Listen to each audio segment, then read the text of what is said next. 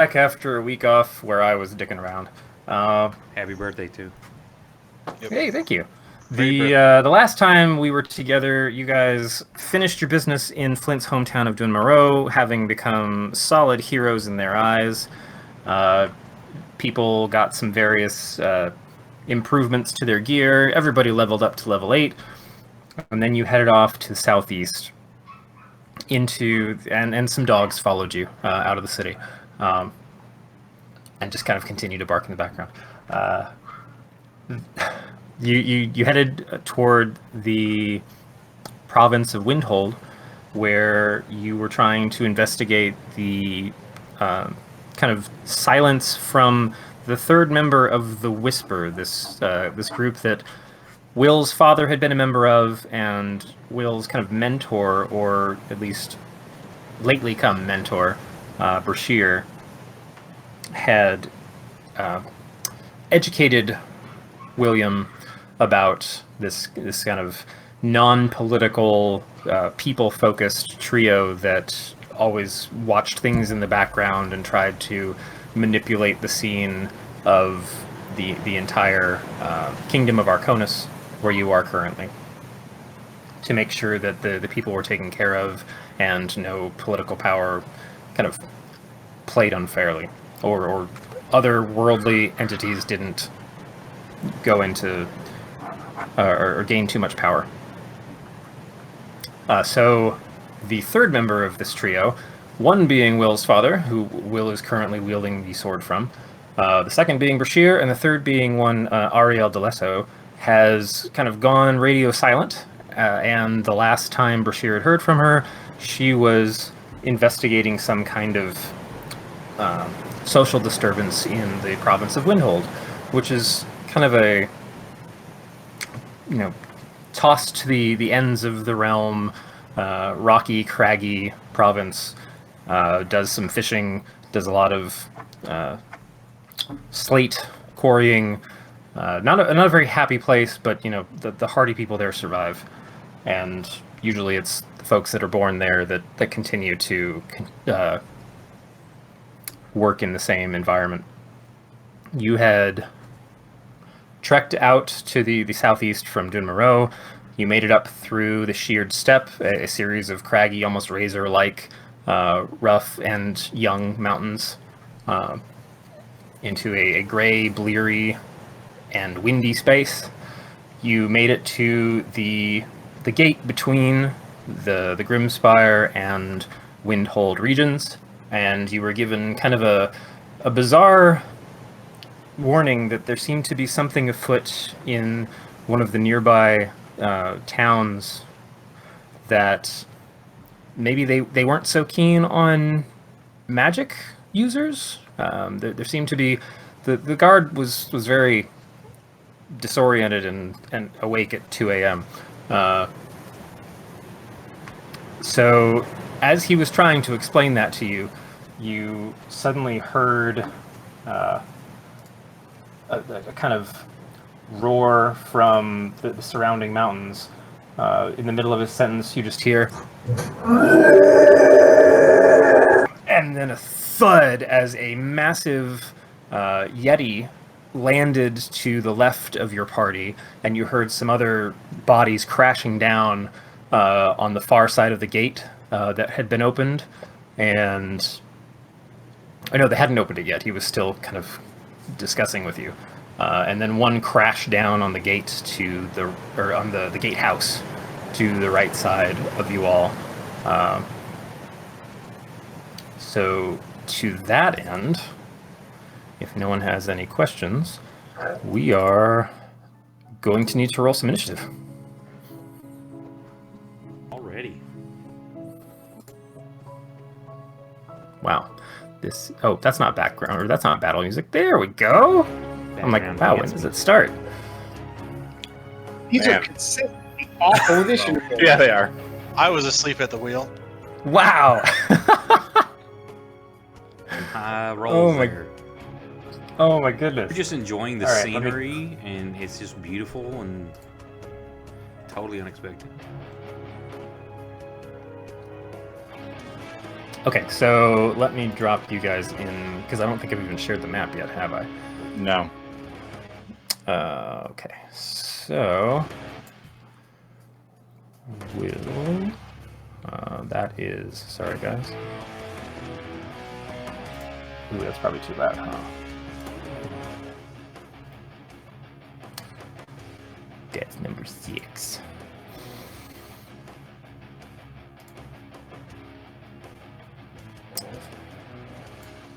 Blashkin. Lucky. Tony, you're in.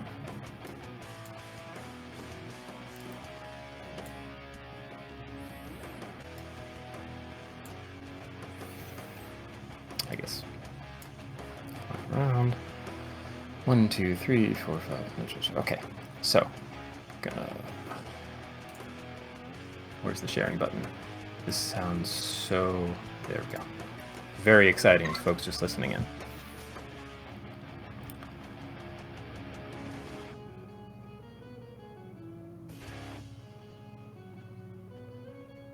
Oh, right. I gotta lock tokens before.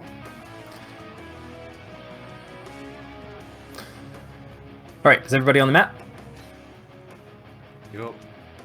Yeah. Okay, so you've got the Yeti to your left. You guys are all gathered around. I guess I need some kind of token, because you had the steeds carrying a cart that you guys could all ride in. Yeah, we had the cart, and I was so- trading out doing Phantom Steeds. What's that? Yeah, I was trading out using Phantom Steed rituals to help pull the cart. Yeah, we were just looping through that, so you were making good time. Let me find your token. No, I don't have a good cart token. Never mind. Me and Tivy, I haven't printed off a Yeti yet. There's some badass looking Yetis in this month's one of the patrons again. I think I posted pictures Awesome. of them.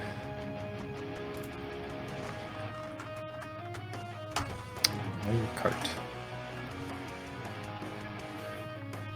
Where's this? There it is. Yeah. There's your cart. So I just dropped you all around it. Needs to be bigger. Yeah.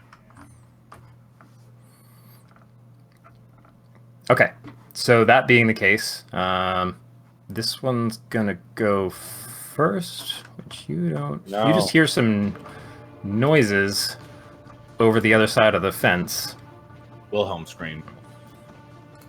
as. Oh, really? Wow. Oh, geez.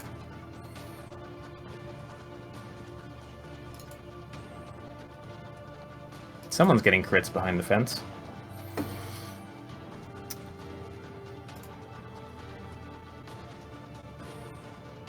He crushed that one. Yeah, there we go. Here's some Yetis for you.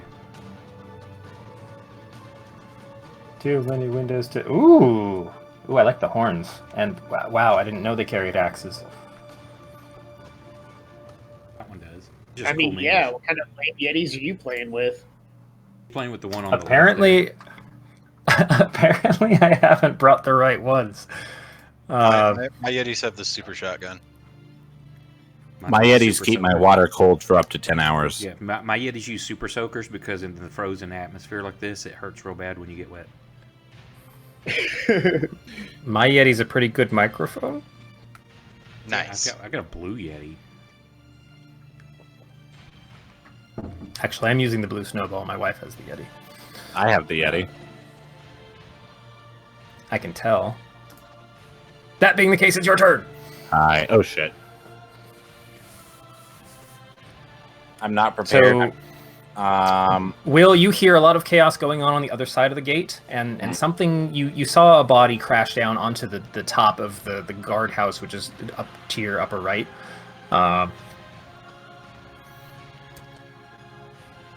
Yeah. How tall is the guardhouse? It's maybe like 15 feet up to the, because there's a lip over the top. You imagine they probably want some defense if they are, looking over the top of the guardhouse. So it's like a 10-foot ceiling and then some more wall. I'd like to run up the side of this wall, please. Of course you would. How far are you going?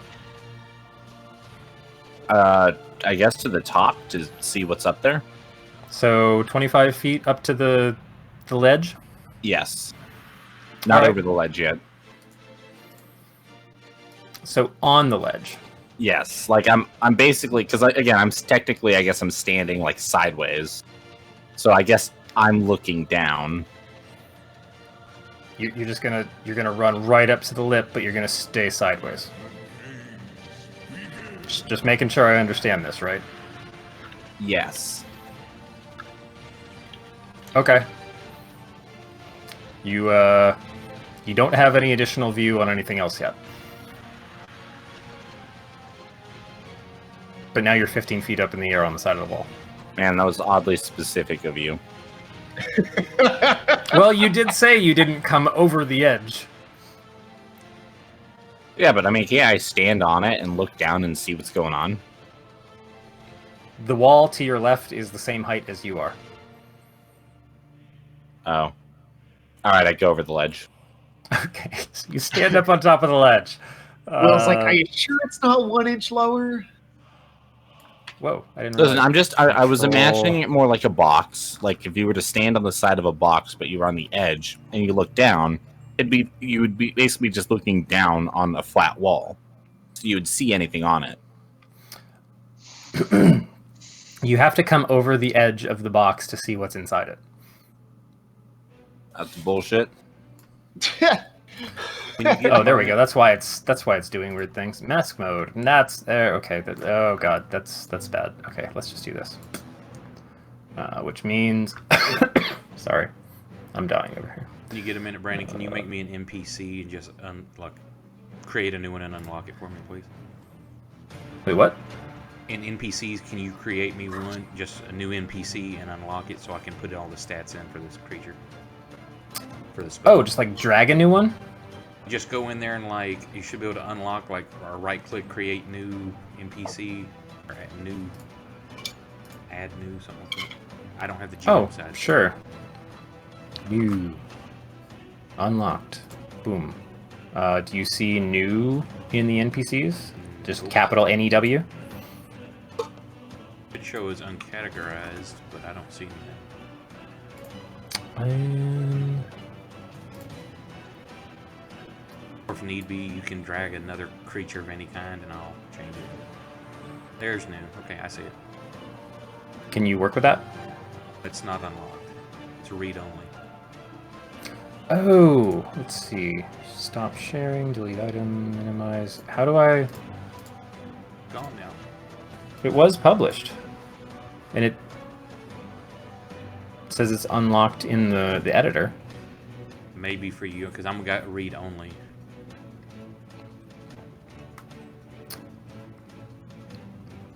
Okay, hold on. Let me solve a couple no things problem. here. I thought that I should have been able to just edit it myself, but apparently No worries. I'm just trying to resolve your Will's comment. predicament. Just say- Will, you as you crest the top of the wall, you have your gentleman in front of you.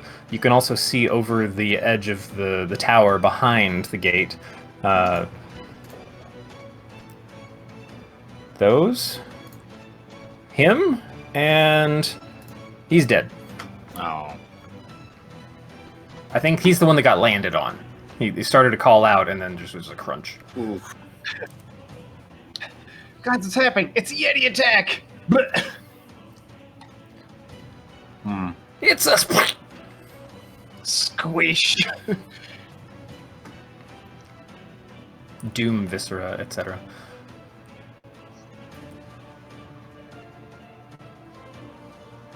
Will would like to use his remaining 5 feet of movement to dismount the lip and get back on the wall.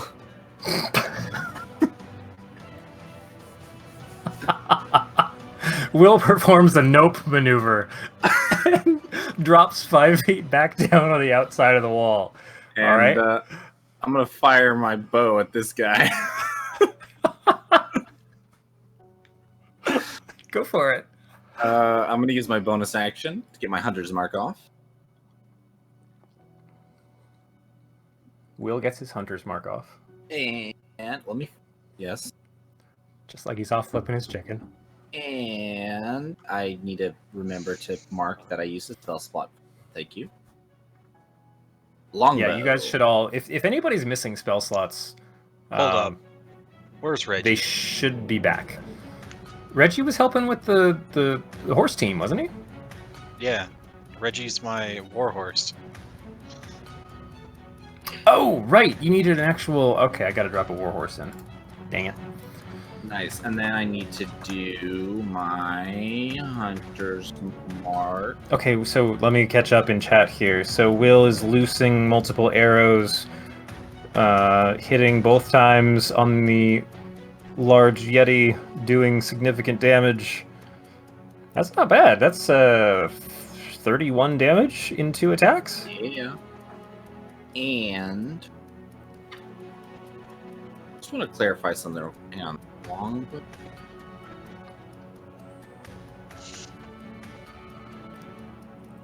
$1d8. Why am I rolling 2 6-sided dice? For your longbow? Now I gotta look at your character sheet. Oh, Yeah, that's mark. fudge, man, you're... Oh no, that's your color. I thought you were like about dead. Let's see, actions, longbow. That's a 1d8 plus 5. What are you rolling? I have 2 hunters marks on me right now. What the hell? Interesting. Interesting. All right. Oh, okay. So that's the d8 in your damage, and then you've got 200 spark effects. I'm like, wow, that's a lot of damage. Upgrades, people. Upgrades. So go ahead and subtract 5 off of him total. Looks like 8. Oh, I No. see. You're taking the 2 lowest die. Of course.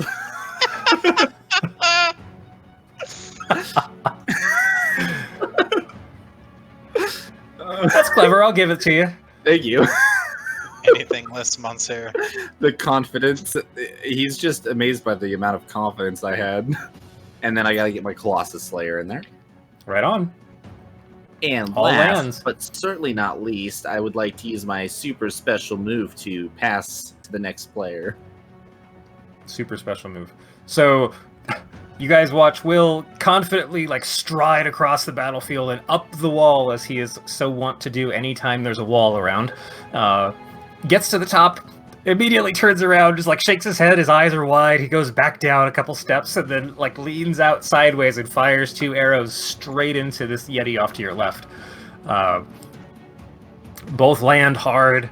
It doesn't seem to be slowing down any, it's pissed off now. And then he just looks over to the rest of the group expectantly. So Guys, do it. one of the guards here is going to draw their sword out and run. Let's see, how far is that? 15, 15, 20. Yeah, whatever. Over here and make. Let's see, that's a multi-attack. Okay, cool. So it makes 1 attack. That's a miss. 2 attacks. That's a miss. Oh my god. Oh, there we go. And he hits with his kind of thicker short sword in his other hand. He dropped the shield on his way. I'm just going to retcon that. To do a whopping 9 damage. So the first 2 blows just get deflected by this thing's like massive arms as it just kind of flails at him. And then he sneaks in like a reverse turn and stabs with the short sword and gets a little bit of blood out of the thing. But that's his turn. So now it's this guy's turn.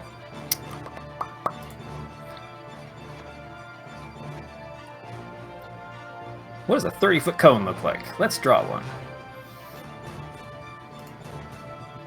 Not drawing mode. Pointers, there we go. Cone.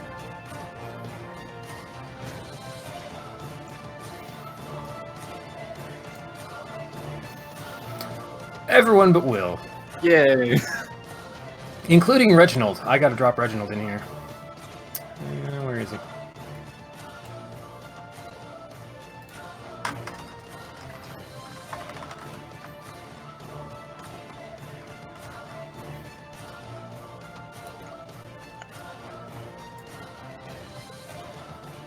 Oh, he's not invisible. There we go. I would I'm just prefer going to that you shrink him were. down a little bit for visibility's sake. You would. So, Flint, Reginald, Blaskin, Lucky, Tony, Bashir. The Yeti there on the side who's taking a couple arrows.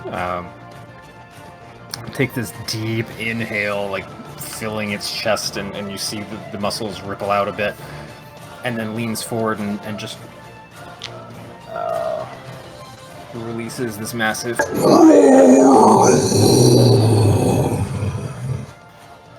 and a massive blast of frigid air shoots out at everyone in the party except the guy up on the wall.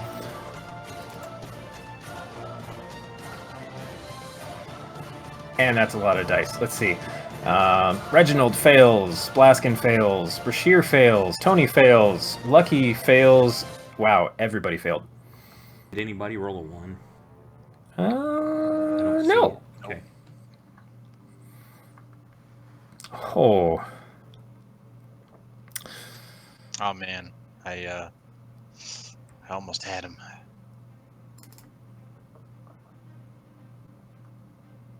Lucky is unconscious, Yep. apparently. That's 53 damage. Yeah, that's almost like the TPK in one shot. Reginald's down. Lucky is knocked unconscious by the intensity of the blast.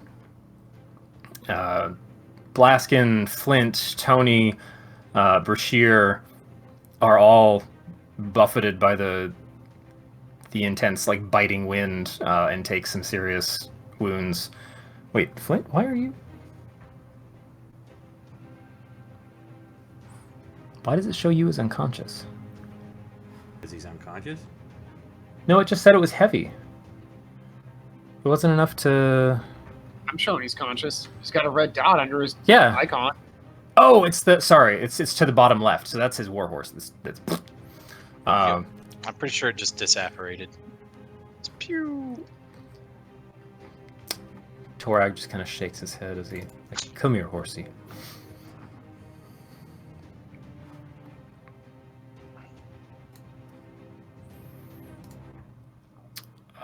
So yeah, that effect used, and he then turns over to the guy that stabbed him, and that's the end of his turn. The one on the wall is going to come over to the edge. Nah, he Look didn't. down at look, look Nah, down at you, I Will. call bullshit on that. He didn't roll for that. He didn't roll a perception. He did check. roll for that. He came down off the mountain, and the only direction he could be facing to do anything was right directly where you showed up. No. I don't know if you knew this. These guys are nearsighted. It is windy, but he stares down at you, Shit. and with another, like, a weaker compared to the massive I older point brother at the that's across dwarf. the way. No, I point at the dwarf and I say he did it. Let me double check what this takes. Sorry, Flint. Wait, what's happening to me? Nothing. I'm trying to bullshit the DM and it's not working. I would prefer not to die. Well, Nope, I have it's bad- definitely looking straight down at you, Will, and you see its eyes kind of flash with this intense blue-white energy, and as it roars at you, this, like, piercing, like, nothing, you don't see, like, the torrent of cold energy that flew out of the larger one, but it does focus its intent down at you, and you start to feel this, like, internal, like, bone-chilling cold start to fill your torso. Oh man, nobody's saving tonight. You Aw, it's a constitution. That's bullshit. I mean, it's cold damage. You It's take gonna be- 9. No, you I take know, I feel 11 like I should cold dodge damage. it, though. Your concentration broke. Alright, I clicked the wrong button. Lucky No, is but super not my perceptive. Not my In my hunter's mark. dreams, I'm super perceptive. Yeah, it broke your concentration on your hunter's mark. And All right, now I'm you pissed. are now paralyzed, Wait, what? frozen in Yeah. place on the side of the wall. You said you could dodge it. This is actually a vision-based attack. Wait, I'm not actually kidding. It's actually a vision-based attack. It lumbered over to the side of the wall, looked straight down at you, and pierced you with a chilling gaze. You failed the con save, took some cold damage, and you are now paralyzed. But I think you can save every turn. Yeah. I'm still calling bullshit on that. If your saving throw is successful, or if you end the effect, you're immune to the chilling gaze of all Yetis for an hour. So, it's like, getting that first inoculation shot. Just survive COVID, man. So it's like when Goku gets the shit kicked out of him, and right when he's about to die, he goes to the next level of Super Saiyan. You're a sideways Willsicle right now. Okay. It's Yeah, I funny don't when you think you're say gonna go that chilling Super Saiyan gaze. after It's like I picture like a bunch of homosexuals by the beach, like a pool, just sipping drinks and stuff. Oh, okay, I'm there. Just chilling gaze. Affected by chilling gaze. Two guys chilling in the hot tub 6 feet apart because they're not gay. Engaging in three-way. Blaskin, you're up. Well, it unfortunately takes me like 2 turns to really get going what I kind of wanted to do, but we will not live 2 turns. Not with that attitude. Throw us on the wagon and drag our asses away from here.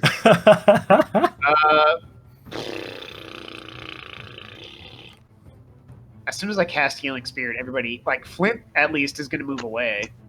I'd be fine. I have lay on hands. Wow, this is a really bad scenario. Furiously laying on hands. I'm about to dab on this loser. All right, I'm going to do what I was going to do anyway. I'm going to turn into a polar bear. All right, let me look up a polar bear. Would you like to describe how that polar bear looks in more detail? Oh, right, you have new. I have new effects. I'm a real boy. Can you shoot me that link Polar bear will on? be fire. Can you give me that link on Discord again for the notes? For who? Yeah, you heard me. I said polar bear and then said fire right after that. Okay, So so you want a link from? Is that what you're looking for? Yeah, the circle that you enabled with your new download. So you need what? +2 AC, Yeah. and I don't think any of the rest of this affects, or sorry, I don't think the rest of this impacts anything. Did you download Moon Druid? I am not a moon druid. You're not 10th level yet. You are 6th level, so you picked a. This is technically, I shouldn't even say technically, it's absolutely a homebrew thing. Right, but we talked about it before. I'm okay with the. Do you have like a gem in his chest and this shit? No? he's not Funny, Iron you should Man. ask. No. His name This is is, not Tony Stark. Yeah, this is a different druid circle. More focused on his shapeshifting. So I just. No, this one's actually called Circle of the Forged. It's all about Warforged shifting. Okay, so if you are, I need to We give were you already some doing effects half that you the can. stuff on this sheet anyway, throw so I just on. sent Brandon to be like, can we just do all of it instead? We were already doing the other half. So I'm gonna. No, not second. Okay, I'm just gonna add 2 to your misc. Oh no, that was already 3. So, whoa! You Getting had a, 235 refill on AC drink. for a second. I'll just roll a death save on my turn. You can do it for me. I think it That's all you wanna do with your automatically rolls, unless you turned it off. Yeah, it should automatically roll when it gets to you. Okay, so you have the AC, and then what effects do you need for the element you picked? I think at the start of each of its turns.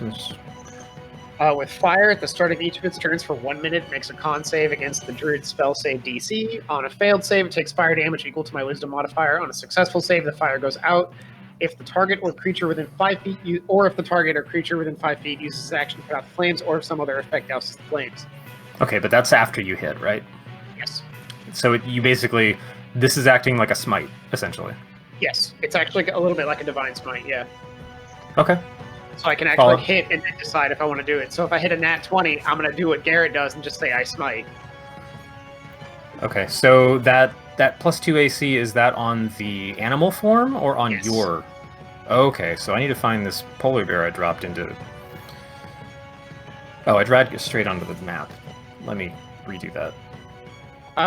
For clarification for everybody here, it takes some of the normal Warforged benefits, like heightened AC, immunity to disease, poison, all that stuff, not need to eat or drink, and I also look like a metal animal. You like a Judas Priest album cover. Yeah. Yeah, Fucking Blasketton's form kind of folds and reshapes, you know, a little bit reboot Transformers movie, a little bit... Autobots, roll out. Auto bear. Roar. Yeah, but a little more like natural growth, like maybe out of a Harry Potter movie or something, as the wood changes and the metal like bends and reshapes For some into reason, this like... I'm imagining the Pokemon evolution theme where it's like, as soon as I say I'm like shape-shifting, everybody here's like, do-do-do-do-do-do-do. And what you have in front of you instead is a similarly color-schemed wood and metal polar bear with like some spines sticking off the front shoulders that point back towards the rest of the body, and just this very angular feral snout on the front, with the same like green glowing eyes, unless he shifted his color scheme. I don't know if he's been pissed off yet or not. He's certainly, you know, not overheating right now. But in that case, let me give you the polar bear, and I don't know if... So AC should be... Oh, I can't edit it. Oh, that's annoying. If you just Oh, need to really? add AC, do it as one of the effects. It should have AC Oh, yeah. too. Yeah, I think I have that. AC 2. Yeah, I'll just drop that on polar bear. There you go. But you dropped a lot of AC to turn into a polar bear, man, just saying. I know. Well, yeah, like the AC did me a lot of good when he breathed cold on us. Oh, then let me correct your... Let me correct your initial AC. There we go. Do you have control of the... Oops, it was invisible, wasn't it? I'm just gonna put it like right next to you. I do not have control. Drag it to you again.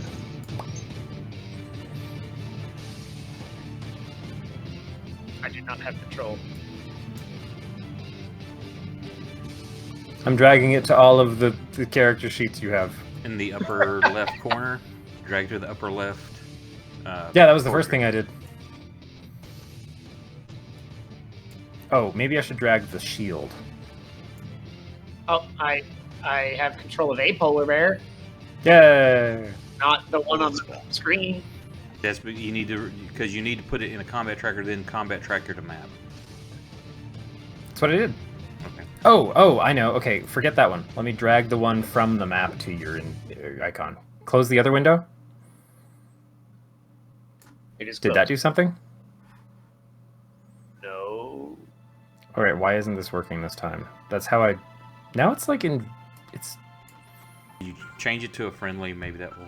I'm not done. Oh, yeah, that probably helps. Oh, I now have control of the polar bear. Hey! That... Okay, I'm an idiot. All right, I'm going to use my movement to run up here. Sure. And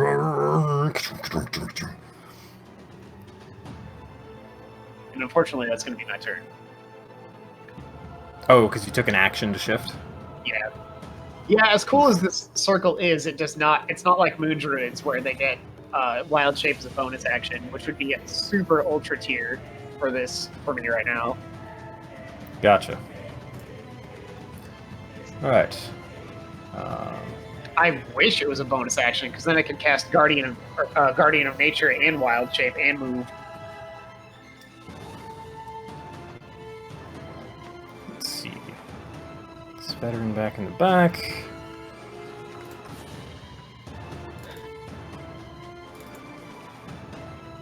Oh, yay, something finally hit.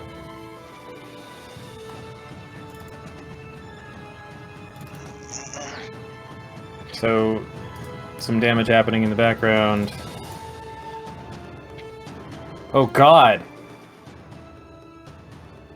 Hey, Lucky, do you get to reroll your death save if it's a 1? I'm not sure. It's a check, so I don't know. Let me look real quick. If not, that counts as 2 fails. I know! Think somebody turned into a polar bear instead of dropping a healing spirit or something, you know. You got Tony. No, he doesn't. He has me. Yeah, you forget. I'm in the hands of Will. Yeah, Did she get any He's new... gonna heal Will. Oh! Will, she got access to new spells because you're level 8. I don't know what those fucking spells are. Tonight's TPK is on your head, man. Yeah, this is on Emily. 100%. Let me start doing some research. Cleric level 8. What the fuck do you know? Yes, the halfling racial feature Lucky works with death saving throws. Unlike other saving throws, this one isn't tied to an ability score. You are in the hands of fate, aided by only by spells and features that improve chances to succeed on saving throws. So yeah. All right, roll me a new d20. I'll amend whatever saves you had on there. Hey, that's much better. Yeah, So it's a 12 1 is- and a 2. A 12 is kind of better than a 1. A 2 is better than a 1. At least a 2 is only 1 fail. It's not double. So, I'm just watching all of these low rolls, and then the lowest one of the night. I'm like, And the bad thing is, my portent rolls are 4 and 8. So I couldn't have even like made my save earlier. It didn't matter. oh man. Hey, Brandon, real quick. Did you say that Tony is rolling with the whole like she Yes. can do any spells? Any spell level you have access to, you're able to pick from because Awesome. it's a direct prayer call. Until someone finds a way to exploit that, and then we will retcon it into something a little more controlled. Okay. I'm gonna exploit the shit out of it then. busted immediately. It worked for one night. So, Lucky, good job on your turn. I'm not dying. Veteran. Oh, he's dead. Okay, so it's Tony's turn. Covered in like frost and like frozen to the bone, clinging on to life. Hang on. Why is it that I'm the only one who got paralyzed? You got The hit rest with of a us are almost attack. dead. You literally got hit with a different attack than us. Oh.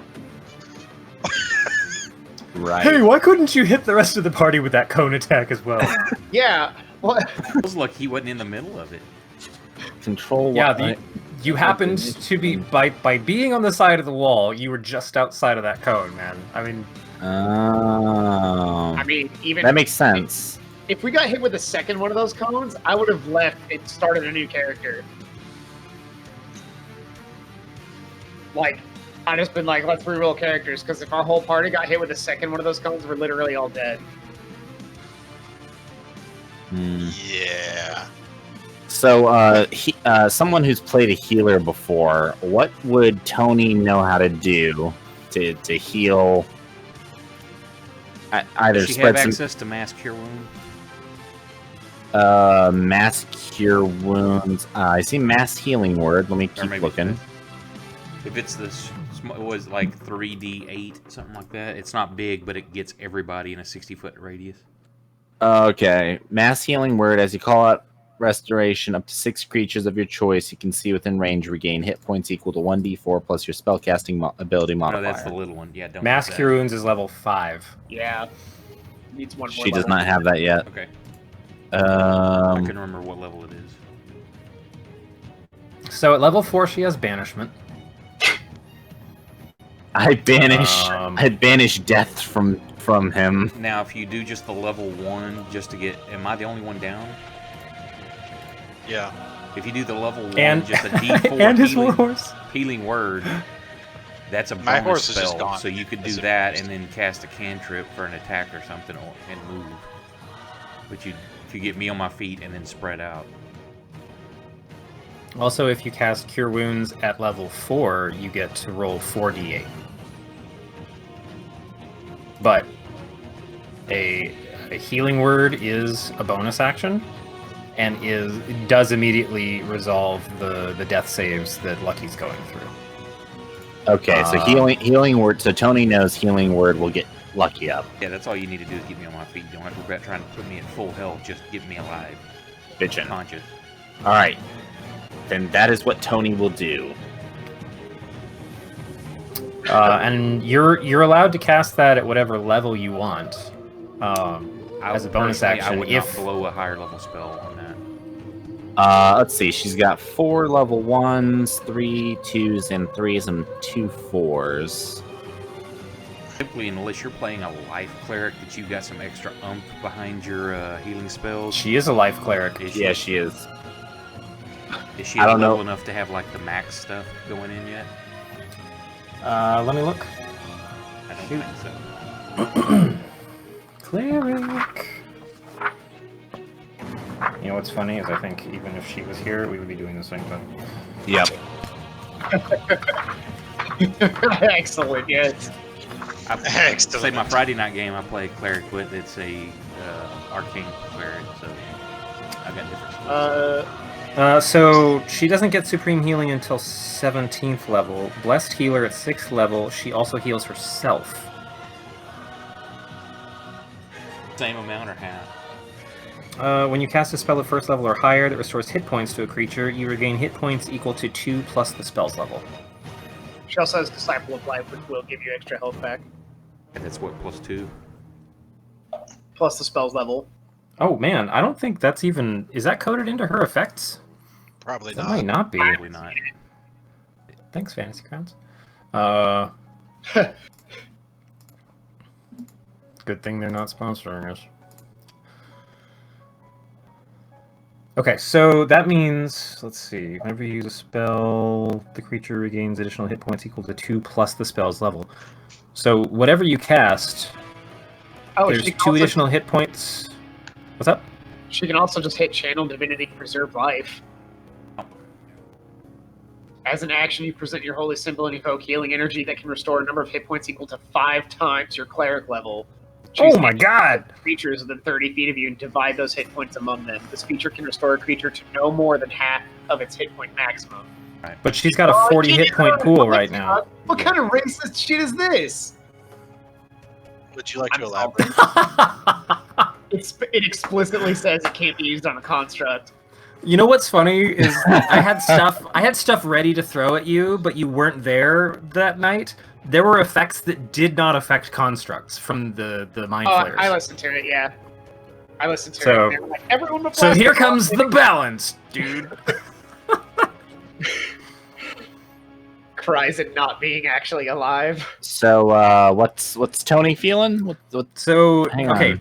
What are Tony's options? your channel divinity is an action, but Okay. it's basically like a paladin's what personal touch. What do I Stay call on it? hands. Yes, you have a pool of hit points that you can heal among anybody within 30 feet of you, and divide them as well as you see fit. Up to half their hit points. Yeah. But you guys are level 8, so I don't think you're going to get Yeah, there so if I you could divide only it get at all. 25 of those 40. No. Well, look at it this way. You can actually slam Channel Divinity as an action, and then also slam a... Yeah, I was gonna say because I could just do that as the action, and then I could still do the healing word, which is the bonus action, Correct. Yeah. and I can do the healing word to Blaskin because he's a construct. You cannot, because I am in bear form, which is at full HP. You know, Yeah, never he's- mind. Yeah, fuck Blaskin. He's not really there, he's the big P.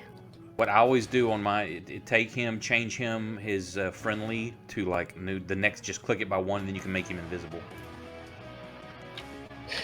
Bloop. Cool. So It makes him invisible automatically. This is what Tony's going to do then. Tony is going to do. She's gonna do a nice healing word on. Well, hang on. Actually, she should do the channel divinity first. How Up to many you, either way. divinities does she have? Multiple. 2. Is there an action? Where do I go for that? Does she have an action? For No, you're gonna have to tell me where you want those to go, and I'm just gonna have to apply them. Yeah, because it's not going to have a click button to know where you're putting healing on different people. that? Okay, well here, this is what I'm gonna do then. You have 40 HP to work with. You can spread it out among your entire party as well as as much as you want. Can Tony take some of that too? Yeah. All right. Anybody within 30 feet of her. She'd like to do 10 to Flint, 10 to herself. Let's see if Nick can do math. I'm at 20. 10 to Brashear, 10 to Lucky, and then she's going to do the healing word on Lucky as well. Hold up. How wounded is Brashear? She's just going to do evenly. He's standing pretty strong. Yeah, he's got 124 hit points in the Yeah. 53. Oh shit, you can see that? Yeah, he's Can I- friendly. can I see that? Oh, that's right. I didn't realize that your friendly targets could see individual numbers. Yes. Oh, look at that. I can scroll You down put and I him can as see those faction or numbers. neutral. Tony's gonna smile apologetically at Brashear, and she's going to do She spent 20 so far. 10. Hang on, so 10 for Flint, 10 for her, and Mhm. no, 15 for Flint, 15 for Lucky, 10 for her, and then she's gonna do healing word on Lucky. So she's targeting Lucky. She's gonna do a healing word. I'm gonna try and do a level 2. Did I do that right? And then there Yeah. will be an extra 4 because it's Yeah. 2 plus spell level. So. Right. And well, okay, I don't think the funky divine thing got that effect. So No, that doesn't. But what he just casted. yes. Because So it's did- a level 2 cast. So is that just more heals for Lucky, or how does that work? Yes. You Anytime she casts a healing spell, it's 2 plus the spell level. Okay. she 2 gets an additional healing. extra what plus spell level because she cast a healing spell to herself. Oh yeah. Oh man. Flipping the book back open. I think and it's I the gotta same. I think it's 2 plus spell level as well. So it's going to be a 2 plus. Oh, there we Well, go. Life what domain. level is Channel Divinity though? That's not a spell. No. But she didn't At cast 6th level, when you cast a spell at first level or higher, you regain hit points equal to 2 plus the spell's level. So she also gains 4 hit points back. Yeah. Okay, cool. I'm gonna have to remember this now. She's Yeah, gonna 'cause really like that feature. If she There ever isn't a watches way. this. Yeah, there isn't a way to really keep track of that, is there? You No, can I mean, this game keeps track of you a could lot, Go in but- there, but you would have to make an effect for each spell level, so you could code it in. So, hey, I'm casting at first level. Here's what the modifier would be: second level modifier, third modifier, etc. Okay. Tony is going to try and spread out a little bit. She's actually going to move. She's just going to back up a little bit. She's gonna do the electric slide up the slope a bit. She just moonwalks backwards. Actually, yeah, she goes up and over, and she's gone. She moonwalks up the side of the mountain or this cliff or whatever this is. Yep, yeah, she doesn't have enough movement to do that because that actually goes up another 15 feet. So. Smooth Okay. Criminal starts playing as she moonwalks. She smooths criminals. Anyway, Alright, you I were gotta playing- turn the AC down 1 sec.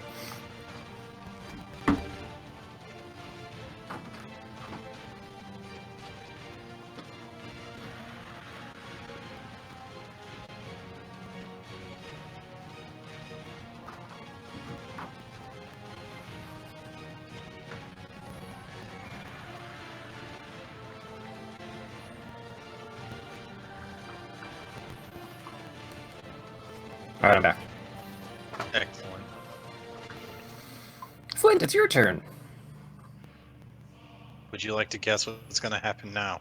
Yes. You're gonna resummon your warhorse and just like Right away. calm it down.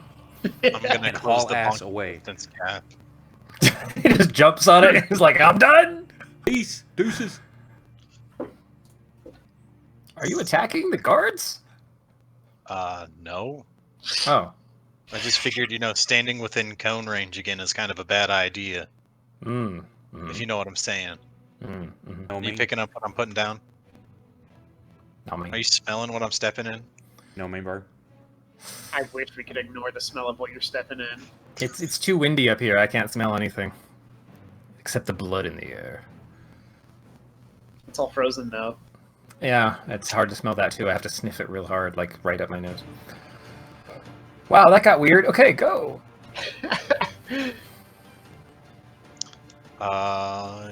Yes. I thought it was not going to be an action. It is an action. So I will now lay on hands myself for 30. So Flint runs over to be between the two guards and then just hugs himself mightily. Yep. Wow, you're looking pretty stellar there, boss. No, on the way you let's see. Lucky, you probably catch. No, you're kind of waking up, so maybe nobody catches this except the guards you're running towards. As Flint runs and is just muttering a very like tense but solemn prayer and like making a couple marks across his upper torso, and it just glows with a bit of kind of white yellow aura, just off like the points that he touches, and they just kind of fade into his armor, and just kind of goes from a hobbling run to more of a confident and healthy stature, and then squares off And next then, to the guard there. And then to end my turn with my bonus action, I'm going to give myself a very angry look, and I'm gonna give myself one wrathful smite to hold on until next turn. I think you attacked yourself with it. Is that possible? Yes. Do I have? I thought. There's an effect. Is I this think. the one where I cast it and I put the effect on myself, or do I have to click the effects individually? Let's open it up. Because there's a bunch of different effects I can put on, but I think Effect, Raffles, Damage my 1d6 psychic psychic. damage to Flint. I think you wanted. I think you wanted the last one. 1d6 psychic damage. Flint, did you try to add again? We told you not to do that. Gave himself an aneurysm. Yeah. I'm not sure. Hey, Bradley. One says damage 1d6, action self, but then one just says wrathful smite, concentration self. It's two separate ones. One of them's the concentration part. The other one's the damage that it does. yeah, it applies to the So next when he attack. Okay, hits- then I think you've got both on you now. Yes, he should be fine. Okay. Because is that self only? Yeah, Okay. except for the frightened is a different effect. That's an effect you drop on the Yeah, target. that if we it would hits. put on the creature. Yeah. So, as a bonus action, you wrathful smite yourself, and now you're afraid. And then we retcon that. You just kind of prep the effect.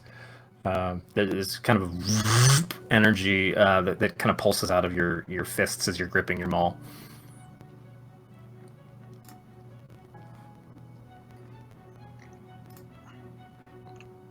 Oh, I never rolled in.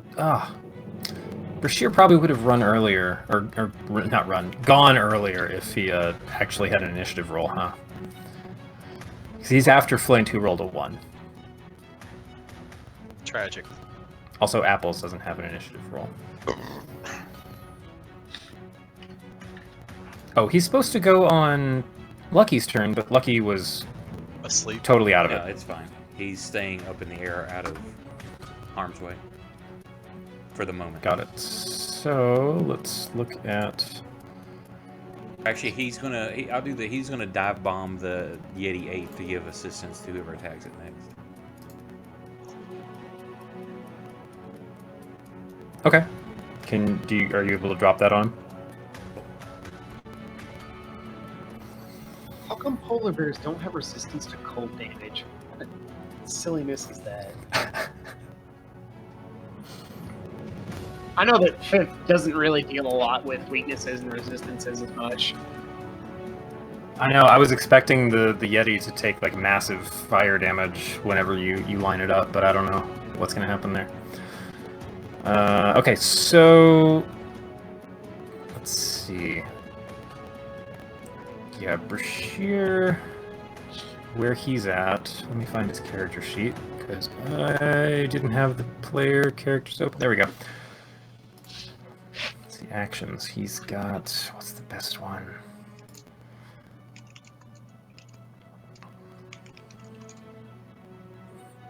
Deafens, extinguish, hedges out. Nope, that's not good.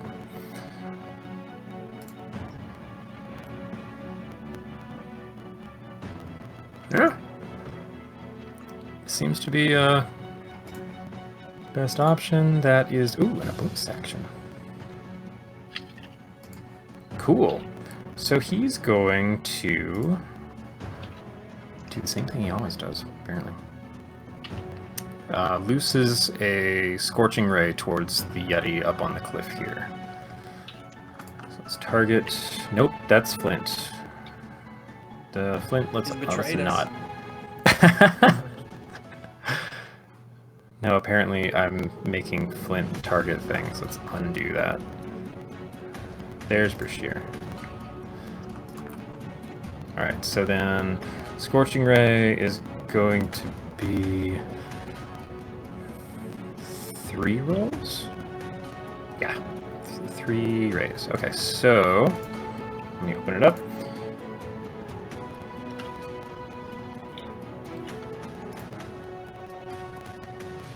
That's a hit.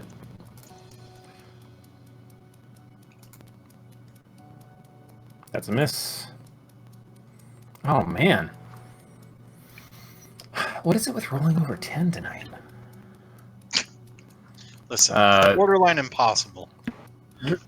So Brashear loses 3 Scorching Rays out of his hand as he's standing back up from the attack that leveled the entire party around the cart there. Cart's taken some serious damage too. I think one of the wheels might not work anymore.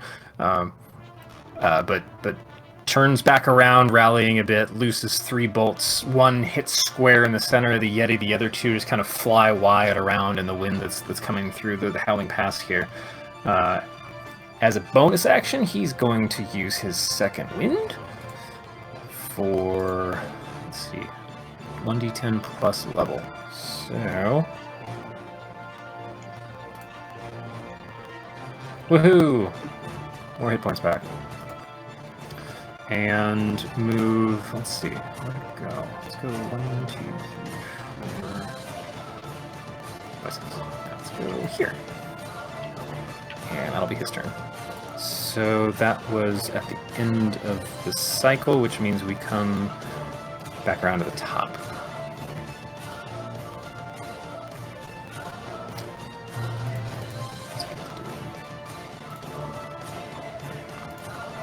Gotta figure a way to bribe you to put this on random.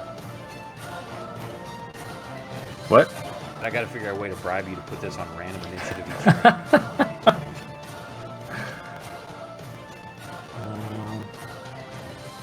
Okay. 1. Yes. Oh. Alright. It's gonna stay there, trying to engage with the veteran. This one up here.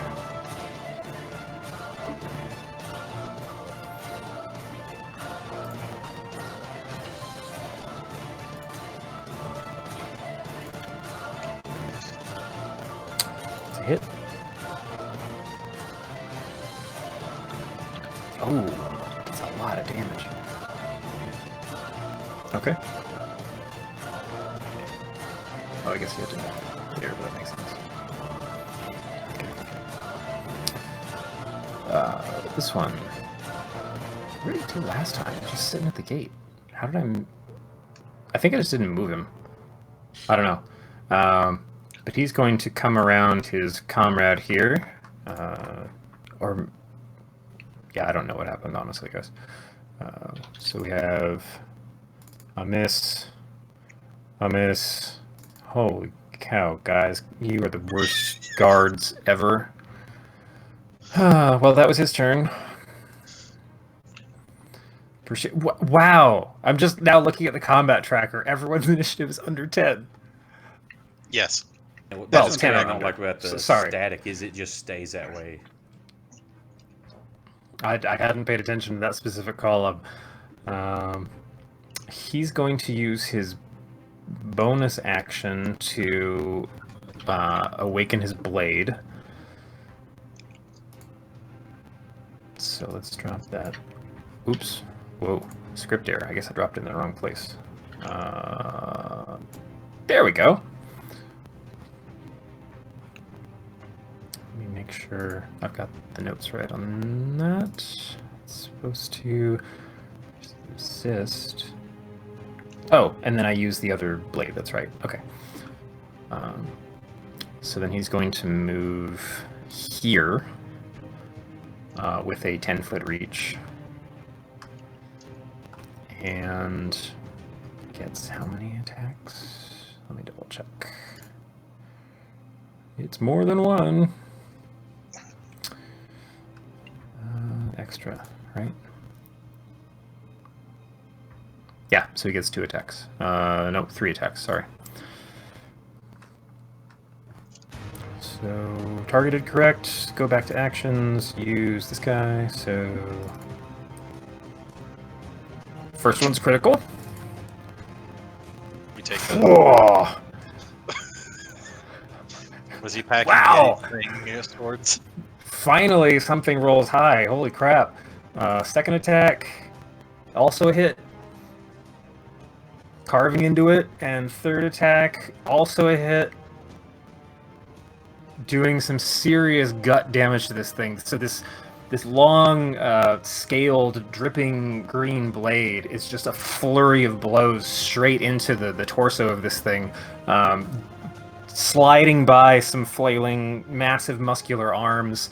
There's just like a singe every time the blade hits home, as you watch some of the flesh start to peel back wherever the blade lands. And all 3 skewer straight into this thing. It's suddenly gone from a very aggressive, dominant pose into more of like, you can see its arms are curled back into the wounds it's taken. It's looking around at the crowd and just kind of very fidgety, like looking up into the hills and looking over towards the other creatures in the area. A very, very rapid turn of events in 3 dice rolls. So, That was a cool crit. Some solid damage there. I wish it had been somebody else first. I really do. Will, it's your turn. To be paralyzed. Hello. What do I do? Roll against a con 13. Let me Is double it check. at the end or the beginning of his turn? Oh, I gotta check now. Usually let's the see. Chilling gaze. At the end of each of its turns, yeah, DC 13 con save. So just roll another con save. Okay. You're done. That wasn't a good con save. Will, Oh my you're God. still frozen on the side of the guard shack there. If you're gonna roll low, at least roll a 1 so I can let you re-roll it. Oh, here, Rocky. Let me give you that 1. God Oh, damn sorry, it. you used your 20, bitch. What now? You wasted it. That's what you I get, wasted- smart ass. Moron, bitch. Why would you do this? Oh no! You're a fucking animal, dude. I wasted it on a joke. You did. That's totally your style. That's I don't know how else classic. to put it. Was the Classic meme worth Nick. it? Oh, that If was it- it. If anyone needs me, I'm gonna go downstairs and get some water. While That's you're it. down there, I'm gonna Take need a you to do nap. some autoerotic asphyxiation, but cut the autoerotic out and just kill yourself. Oh, there we go. Demonetized. That's all it took. So the guards who've been rolling like crap all night, one of them finally woke up to whatever they were trying to do here, made the last couple stabs into this one, and he made 2 slashes with his longer blade, and then the short one, he just finds the right moment to plunge straight towards this thing's solar plexus, punches straight through whatever hardened bone is behind that, and you see the whole body just kind of... He follows through with the diving stab, and he and the Yeti just kind of fall backwards onto the ground. The Yeti falls forwards and crushes Flint. Oh no. Thanks, Veteran 6.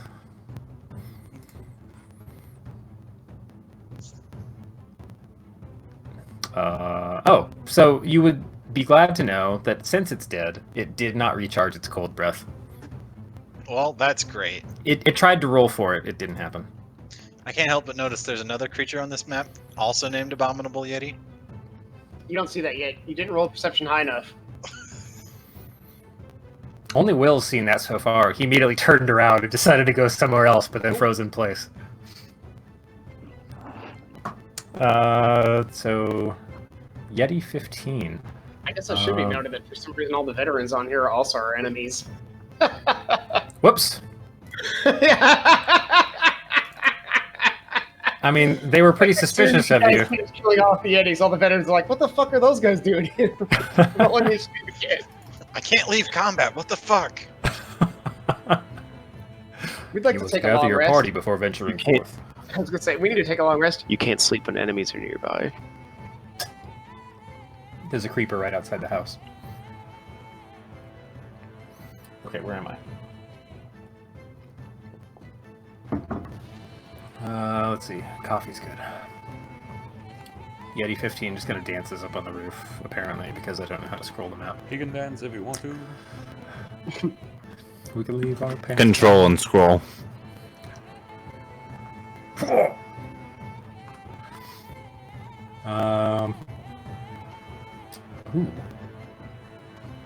Ooh. Oh, wait, what does it say? Okay, that's cool. Never mind. You know,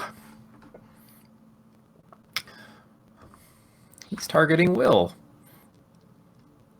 I think he's just going to reach down over the side of the wall and kind of claw at you a bit.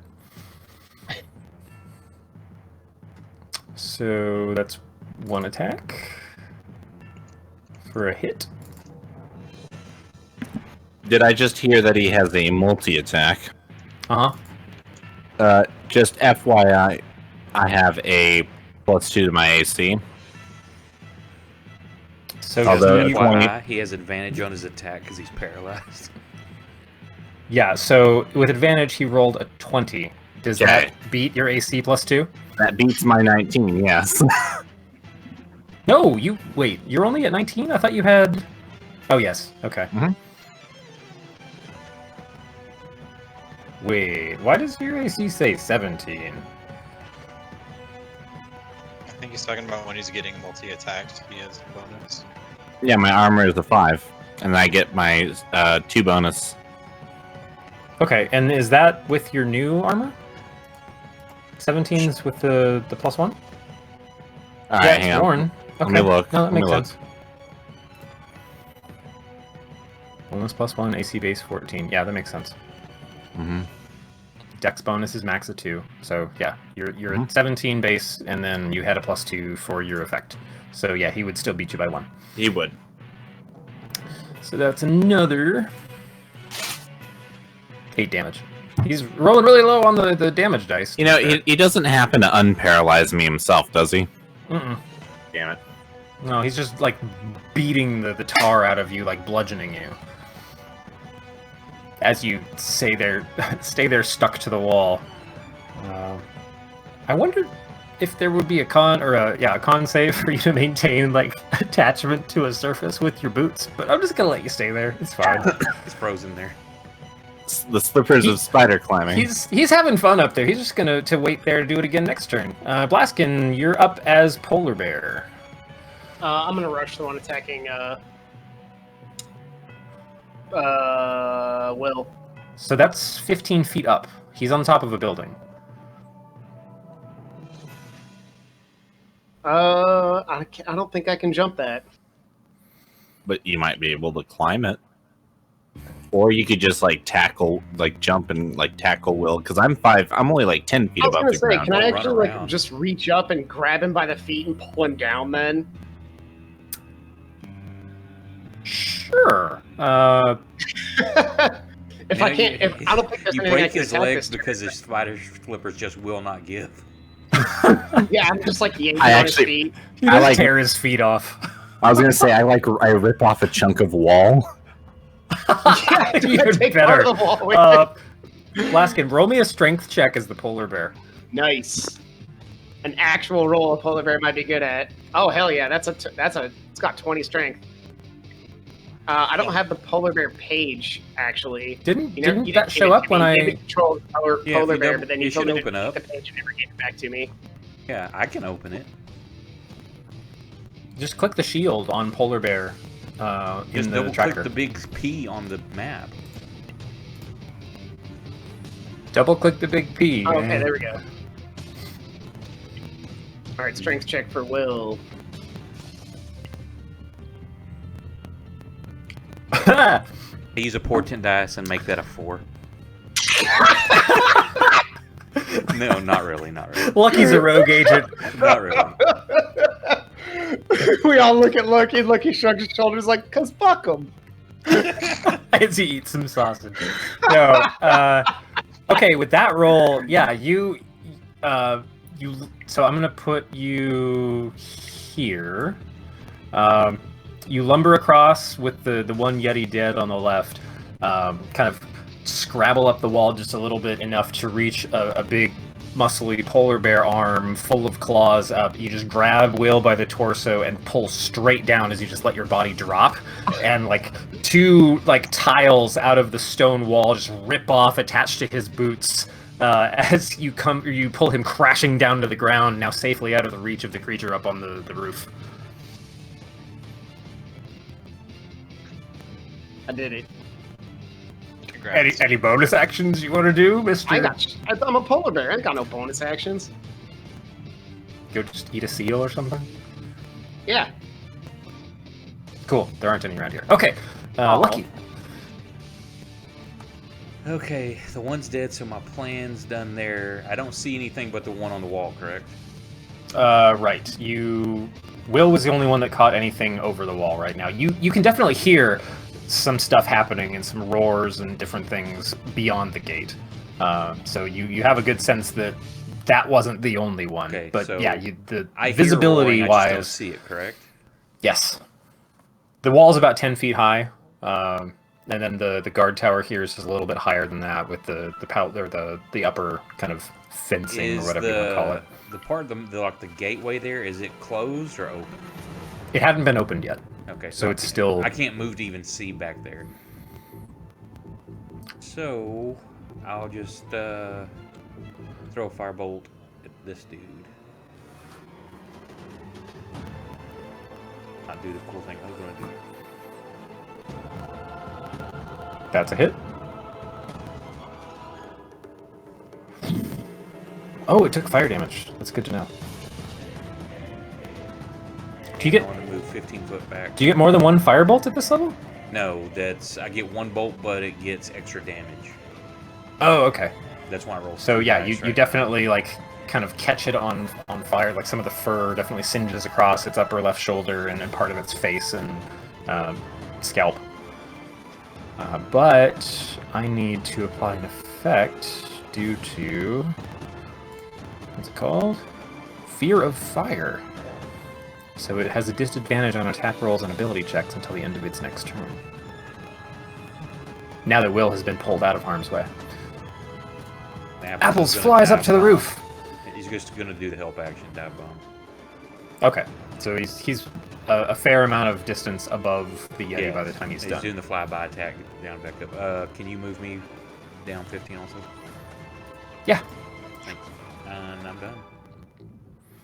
Alrighty. Veteran 7. Nope, that's the dead one. Too soon. Okay, Tony's turn.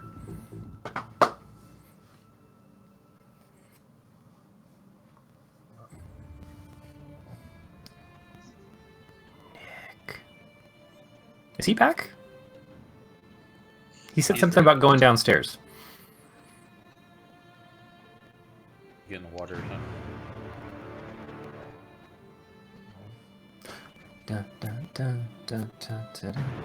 If anybody else wants to go get water, now's a great time. Bathroom break. It's okay. Everyone just kind of frozen in combat. The ideal place to be. Sorry, Nick! I keep clicking my unmute button on my Yeti, but I keep not actually unmuting. So I was talking to you, and then I realized it was like there was no response, and then you spoke. And I'm like, oh. So, your favorite cleric's turn is up. Yes, the cleric. Can she see the Yeti at the Yeti in my spaghetti? The one on the roof that was making your day so much better. Yes. Yep. Cool. That bitch gonna get hit. Let's see. What does she have? Seems like a personal thing. What does she have? So many spells. What does she feel like praying for this 6 seconds? Yeah, I was gonna say, what is God gonna give her this time? I'm gonna Hey, need you Tony. to. Here's a what's- T4. Thanks, God. Here's one wish. Hey, God, I got a question for you. Any recommendations? Personally, I think it'd be great if you just used the kill spell. I know that's not your style, but still. I want Tony to run up there, boot him on the snoot, and give him inflict wounds. Oh, yeah, slap the ass. Uh, Highest possible level. Oh, that was the best move she made in so long. It was great. what's this one? Oh, now would be a great time for Speak with Dead. She could talk to all of you. Ask the Yeti what the fuck his problem was. Okay, that's a good one. I'll keep that one. Sacred Flame, Instantaneous, Dexterity, take 1d8 Radiant. No.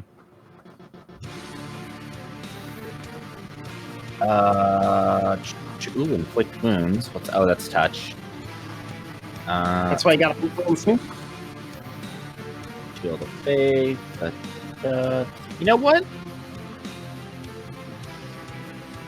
Spirit Guardians is centered on her, right? Mhm. Here's no spirit guardian. What was that? I didn't think there was a spirit guardian now. Oh, wait, No, I'm she sorry. hasn't cast it yet. He's just asking about the spell. I was thinking of the healing totem thing. Yes, it's 15-foot radius on her, and it moves with her. It's centered around the caster. She casts Spirit Guardians. At what level? Oh shit, I get to Yes. choose levels? Oh, it just adds an extra D8 damage if you want it to be higher level. For every slot above third, she gets another D8. Oh. It also uses that slot for other spells. She will stick to third. Right on. I don't. Yeah, you Oh don't- wait. Hang on. I was actually going to move her closer to the wall too. So that way, because I don't know. 50, that is 15 feet. Never mind then. I'll move her up a little bit.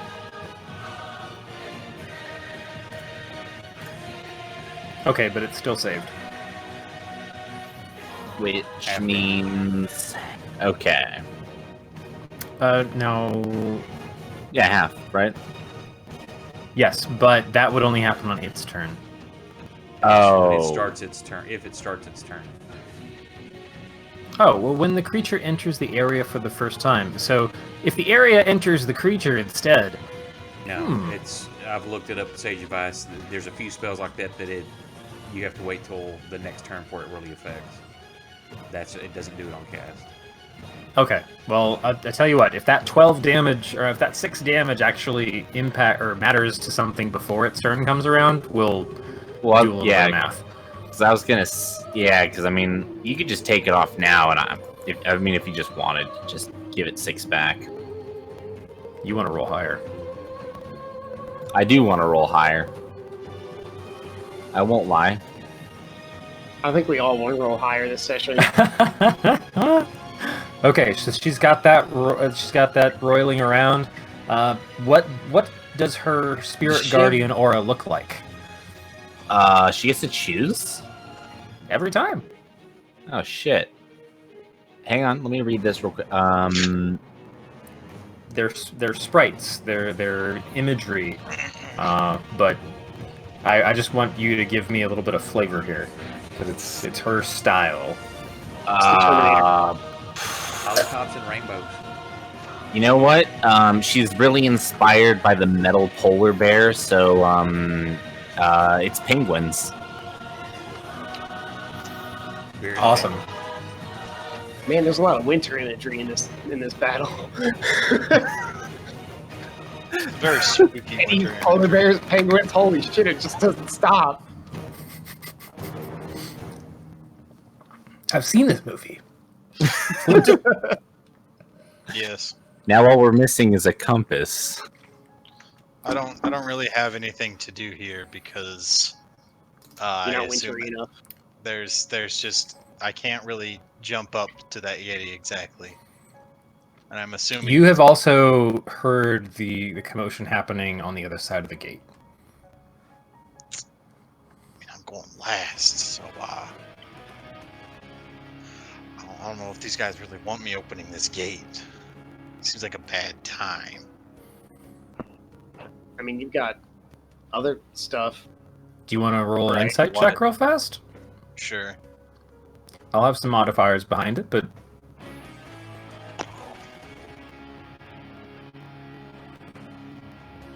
it's not bad. So you got a couple things off the initial interaction with the guards. They aren't necessarily keeping you out. They recognize that you're coming from a friendly region into another friendly region. They're more just, monitoring the pass. So it's not like you were unwelcome to begin with. Your best guess is that if in this, kind of cataclysmic scenario where you've definitely heard some death and some blood and you're fighting alongside these guys, if you were to open their door for them, it wouldn't be the worst thing you ever did. All right. What is the worst thing Flint's ever done? Miss. Oh man, I have to go look at that one chapter he sent me in his backstory. It was like 5 pages long. I tried to block it out. How dare you? I try to block out everything having to do with Garrett as well. Fuck you guys. I mean, that orphanage? Really? Oh my god. All those children? Damn, man. I guess I'll run over and open. Do I get to open the doors? Yeah, I'll give that to you. Okay. So you can... They're not locked. They just had people standing in front of it, so you can just barrel, like... Actually, you didn't necessarily realize that as you went for it. You were just like, I'm amped up, I'm ready to destroy something, and you go to, like, bust through a locked gate, and they just kind of open really easily. So you go through way faster than you expected to, but you find yourself up against 2 Yetis and one very hurt guard. I'm gonna smack it. Guard or you? I amend that statement. I'm going to attempt to smack it. Oh, that's beautiful. That's a smack. Plus 1d6. I assume I'm rolling this. I cast this. Yeah, Wrathful no, it Heart. added the Wrathful Smite onto it. Yeah, but it has an effect. It needs to save against DC 14. Yeah, you can just roll the cast die from your effect on it.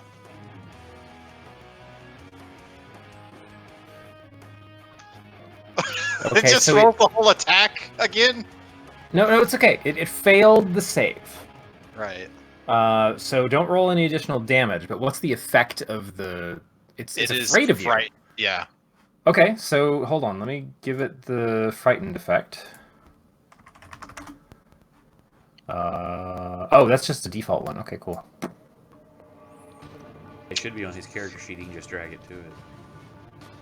Yeah, I think I dragged it onto the token and it worked. Let's Wait, see let me here. look. Yeah, it's frightened. So, sorry, scrolling when I don't need to be over tokens.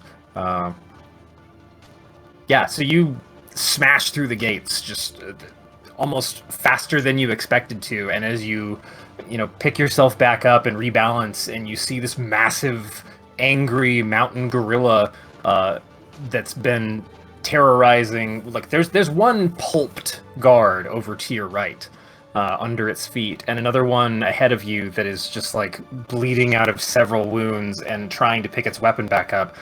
You just do this awesome kind of rotation, like you turn back away from the Yeti and then flip back over so that your hammer comes down in the same direction you were running, just kind of carrying your momentum, and all of the pulsing like hatred and tense fury of the spell that you had kind of imbued yourself with just comes as your hammer swings over. There's just this scream that pierces through the wind and slams straight into the center of this beast, and there's a massive kind of impact, and it reels back from the impact, and then you see its very small, like intense, angry eyes open to a wide kind of stunned glare, and immediately its countenance kind of shrinks back. It hasn't had the chance to move yet, but you can tell it has nothing it wants to do with you at this point. Excellent. And with my bonus action, I'm going to rev up one Searing Smite.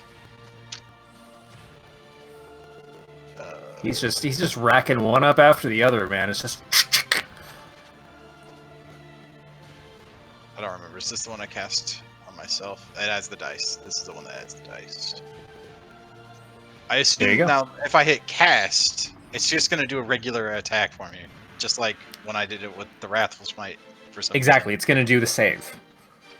This one doesn't have. What the hell? Hold No, on. so you've already got the damage ready to go. Yeah. So now, like just like last time, when you rolled an attack, the psychic damage came down immediately. So then we just had to roll the save for that same effect. Well, see, the thing is, my Wrathful Smite attack thing has melee in it, and it's not there for Searing Smite. I'm not entirely sure. All right, I'll check it as we roll through the next round here. I mean, I'm gonna bonk it again real quick with my. Oh, you get another. Oh, that was a. That was a save. What did you do? That's a good question. You were supposed. I mean, you have to roll your basic or whatever attack you're using, and the Yeah, effect that will was- follow That was through. me clicking cast. Yeah, because it failed its save. Okay, so your second your actual attack roll missed. Yeah. So your effect is still on you. It only lands when you land a hit. Yeah. No, I know that. It's just. I'll never keep going. Yep. Okay, so you smashed through the gate and made an amazing first showing, and this thing is like freaking its balls off looking at you now. The second attack, it's just dodging out of the way of you. It was just so like shook by the initial the initial action that it's like just trying to dodge and get out of your way. So the second attack swings wide because it's ready to get it the hell out of here. Coward. I know, right? And then I have to hit the. I already did it. All right.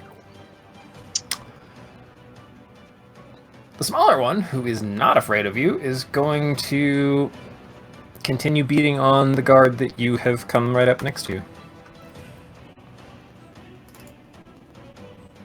That's a miss. That's a hit.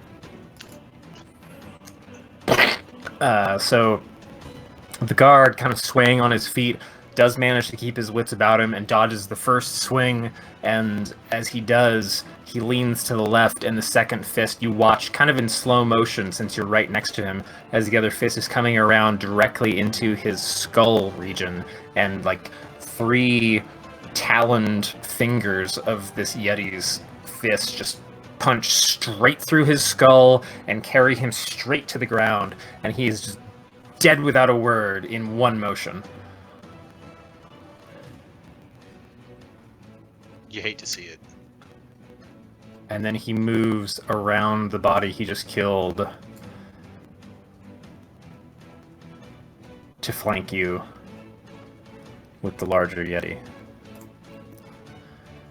7? Well, he's frightened now, so let me double check what that means. I'm pretty sure... Oh, it doesn't have a shield. Now I gotta find my book again. I think he just has to spend all of his action to get away from you? Anybody want to speed read me on that one? Otherwise I'll find it. What do you want? It's not in Frightened effect. Can only use... It has used its action to move away from the source of its fear. It can only move. It can't attack or do anything like that. Okay, so it can use its bonus to dash, but its entire goal is to get away from the source? Yes. I think so. That's what it sounds like. So, Abominable Yeti 7 here. You get an attack of opportunity as it runs away. It's just fleeing to the north. So, go ahead and make one...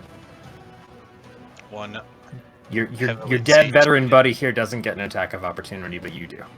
What a loser. Is it a hit, or do I just roll an attack? You have to roll a melee attack to see if you hit, but you get that for free. Yeah, that's a hit. Go ahead and roll your damage. Let's see if it makes Where's that. Oh, yeah, since you hit, your fire happened. That's cool.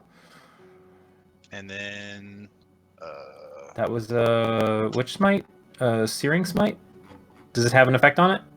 Yeah, it's... Does he have to roll con now? Or... Yeah, so there should be... Here, let me look at your character sheet. There should be an effect in the Searing Smite. At the start of its turn, until the spell ends, it makes a con saving throw. Okay, well then that would wait until next round, honestly. Started its turn. Since it already started its turn as it tried to run away. So if I hit this damage button, no, that's the 1d6. I don't want that. You already did the damage. You did 21 damage to it. So you, as this creature turns tail from your horrible visage and tries to run off into the howling wilderness, you quickly pivot and give it a right mighty smack on the ass full of fire with that hammer of yours, and it just kind of erupts up its backside, and it continues to howl in pain as it just scampers off down the pass, fully intent on getting as far away from you as possible.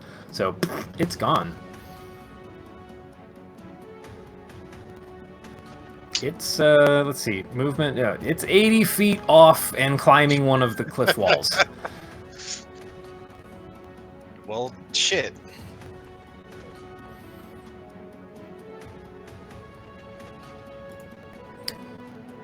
So we come to this veteran's turn. He's got 30 feet, 5, 10, 15, 20. Oh, so he runs through the open gates now, squares off... What? AFK sec. Got it. Runs through the open gates, squares off against the remaining... oh, there's still 2. Look at that. Well, this is the closest one.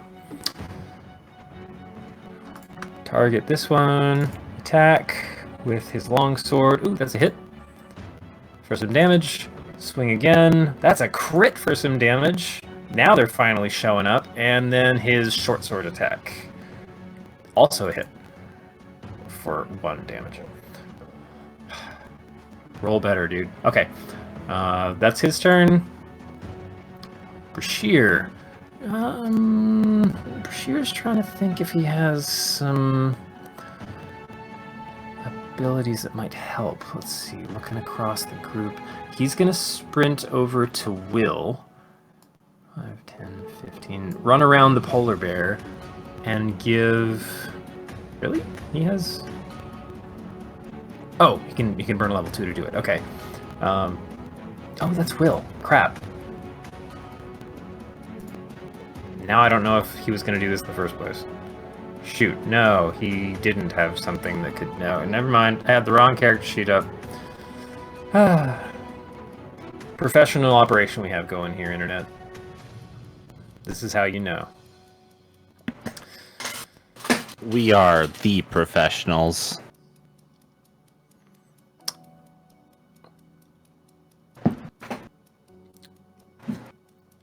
Well, he's got the blade active, so he's gonna charge through the gate and try and finish off another monster and just steal the entire, glory of the combat from the player characters. So he's gonna swing once for a hit and deal some searing damage. Swing twice. Oh wow, that was a 2. That's a miss. Oh, 19's a hit. Yep. So swings once, stabs in, swings twice, misses, and then the third hit skewers straight through the center and the heart, and does take down this additional Yeti. No, it's still that big. But yeah, that's his turn. Will! Go ahead and try and save from paralysis. Hi, this is Will. You've been pulled down to the ground with some wall clinging to your boots. That still doesn't save. I call bullshit. I used Tony's dice, not mine. Wait, what? But it said Will. I know, but the color was wrong, so clearly the dice are against me. Roll me a persuasion check. Shit. Hang on, I don't want to know the results to this one, so this one's going to be secret. Alright, roll with your dice. Let me make sure I can pick my dice now. God That's damn worse. it. Yeah. You're still paralyzed. You're on the floor now, and you're away from the horrible monster that was reaching over the wall and messing up your face. I'd like to imagine Will's getting, like, tasered. I'm just wondering how this is going to impact his, impetus to just climb up walls. Okay. Well, that's Will's turn. Where's 6? He's over here. He's gonna take aim at the Yeti up on the wall since he's got a heavy crossbow ready. Yeah, that's a hit. For a whopping 4 damage. Yeah, that's all he does. Yeti 15. Has his opportunities in front of him. We're gonna jump down here.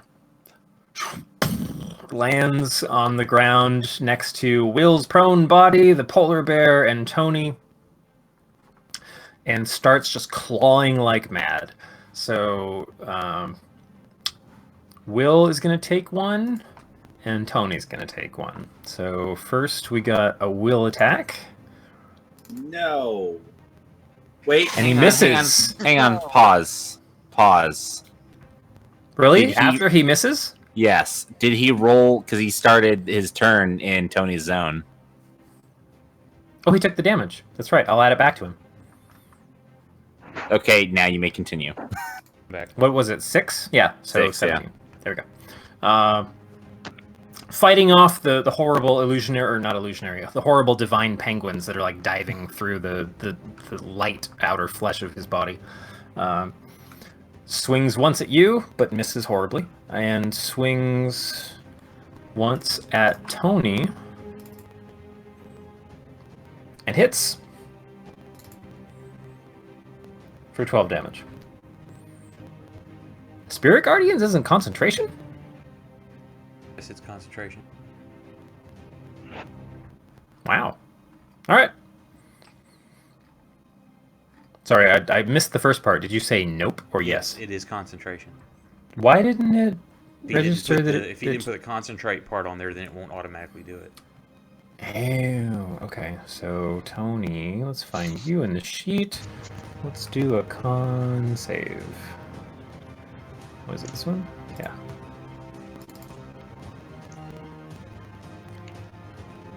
Ouch. Spirit Guardians drops.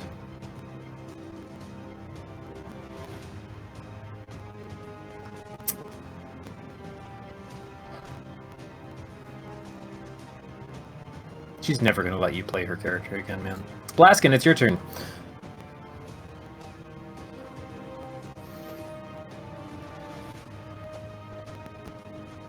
Blaskin.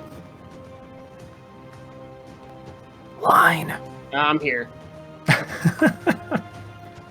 I was actually worried this combat was going to end without actually having done anything in it. I mean, you turned into an awesome metal polar bear. That's got to count for something. And you pulled Will out of harm's way. Counts for losing a wild shape for the day. That's fine. Don't worry, I had some really cool shit planned, but it's gotten ruined every time. I'm going to attack this guy with my fiery... Do I need to declare that before I attack? I'm pretty sure I don't. No, if you land a hit, then you First get to time I use land a whatever spell melee slot you want. Yeah. It's the first time I land a melee hit, so here we go. That's a hit. I'm That's a glorious hit. actually going to go ahead and drop a level 3 spell slot on that for fire damage. Oh, shoot. That's what? 3d6. Okay.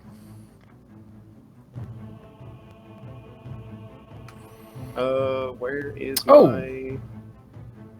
No, that's okay. What did I just use? Use my bite. Okay. How do I add another different kind of die to the damage So dice? go ahead and roll your damage, and then just roll me 3d6, and I'll drop it on him. Okay. So a kind of weak bite. And then 10 more damage to Yeti 15. And fire damage. Alright, I have to roll back just a little bit. And I need to see... 9 plus 6 is 15, that was a d20. Okay, no, that's fine. It had to roll at disadvantage because you guys damaged it with fire. It already missed Will, and I rolled an extra d20 against Tony's damage, or Tony's attack, but the other d20 was a critical hit, so it got the 9 that landed a 15. So the way I like to imagine this went down is I kind of bite it on the arm, and a moment passes, and then fire comes out of the sides of the mouth around his arm. Oh yeah, definitely. Metal and wood polar bear Blaskin here leans in with a bit of a snaking maneuver as a polar bear might be able to do in combat, and then latches on to the forearm that's extended from this Yeti as it's flailing around, hitting multiple people around it. The metal teeth sink in with not a whole lot of impact, just kind of like a hop. But then there's a beat and just a little bit of a pregnant pause in the combat before fire erupts up and down this thing's arm and up into its face, flaring out from the jaws of your metal friend here. And now I get my second attack. That's a nat 1. Nope. Are you within 30 foot of me? Ooh, you ran really far. Let's see, 5, 10, 15, 20, 20. Give it to him. Yeah, almost he's got a big presence. Yeah, reroll that one. Nice. Lucky. Wait, that was a damage roll. Oh, wasn't the attack? Oh wait, hold on. No, never mind. I hadn't scrolled all the way down. I had to I was scroll back like- up or something. You said that, I was looking at the thing like, no. No, sorry, guys. Oh, that's a pretty hit. Do you get to spend another spell slot if you want to? No, it's only the first time I hit. Aw. I can do it. If I don't hit the first one, I can still do it on the second, but as long as it has to be the first melee hit in a turn. Gotcha. If you could do that multiple times a turn on something like a bear or an ape, this entire subclass would be completely broken. This is why I don't design classes for D&D. Yeah. So after the nice conflagration you caused from your polar bear mouth, the second attack, as the Yeti is kind of reeling from the damage and trying to pat out flames and things, finds a much closer purchase, like in its hip. You get a nice chunk out of this thing. Yummy. Excellent. Veteran 26 is... Nope, he's dead. Wait, Okay, I was confused as to what the turn Sorry, just was it there. had been left on Blaskin, but the polar bear and Blaskin go in the same turn, and Veteran 26 also has the same Okay, initiative. I was gonna say, But I know I he's clicked dead. I clicked So- the turn order, and then it went to Veteran 26 is above me, and I was like, what? It's because you're the polar bear, but you're not the polar bear. No, I'm definitely the polar bear. Mind blown. Lucky. Yeah, since everybody's done shit to cause me not to do cool shit, I'm just gonna do a boring firebolt shit. That's a good hit. Damage, dude. All right, Lucky. You fire off a firebolt towards the last threatening creature in the area. How would you like this to go down? This is your kill. It's actually rather unclimactic and boring. It just hits him like in the side and he dies. Because that's how the whole combat's been for Lucky. And with that, combat kind of comes to a breath and a bit of pause. The wind still howling in the pass, but there is no longer a physical threat in the area. Reginald is gone. The summoned steeds, I guess, got pocketed off somewhere. Blaskin is still in polar bear form. There's some Yeti corpses in the area. There's some guard corpses in the area. But time comes back out of combat phase and into the present. And you all catch your breath, hug your wounds, and the moment's yours.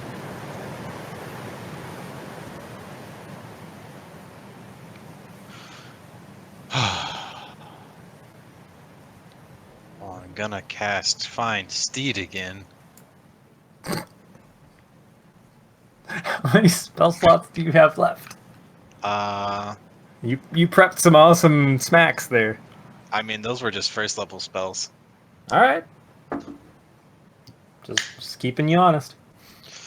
Yep, that was 2 forced level spells. And this is 1 second level spell. And that's like half of what I can do for a long rest. So you kind of No. take a knee and focus back on the requests that you've made to Torek a couple times now to give you the guidance and the fleetness of foot to reach your destination and your goals. And behind you, you kind of start to hear a... And then Reginald kind of apparates behind you and comes back around over your shoulder and just kind of looks down at you with a... As much as a horse can emote, there's a bit of a... Really, man? Look in his eye.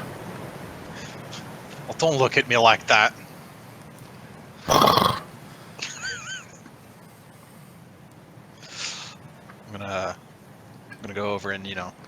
give some pats.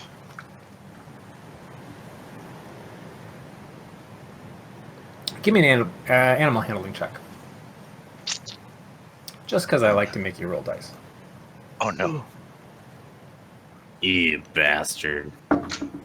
you sick fuck.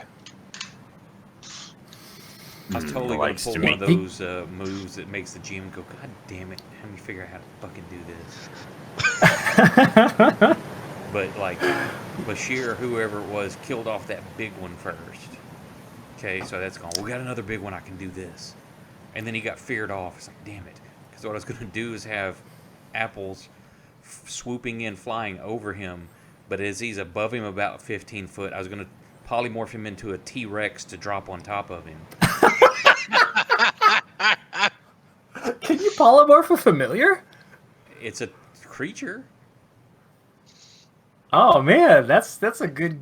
Okay, now I have to go do some research. But I'll tell you right now, I would have just rolled with it. That would have been really fucking hilarious. I did not expect the NPCs to clean up half of the fight for you guys, as they were rolling like crap to begin with. Okay, Flint. You get the sense that Reggie kind of chills a little bit, but there's still some bristle to his mane. No. That hurt. Now go get back hitched up to the cart. No. It puts itself on the cart. Otherwise, it gets blasted by frigid ice again. Yep. No, that's all you. All right, so Flint has resummoned the steed that Torag's busy lending him because he's not using it on Wednesdays.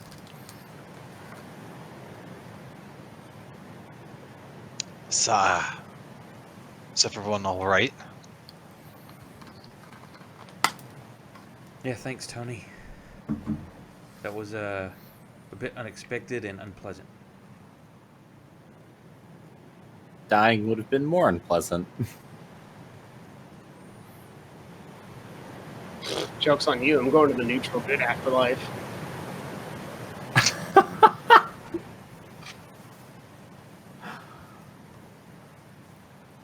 I already paid for my reservations, so I'm good.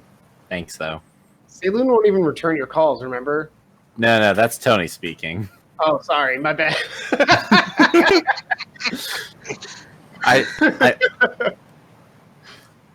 I called after I was born to make my reservation. Turns out you have to call pretty far ahead. They're booked.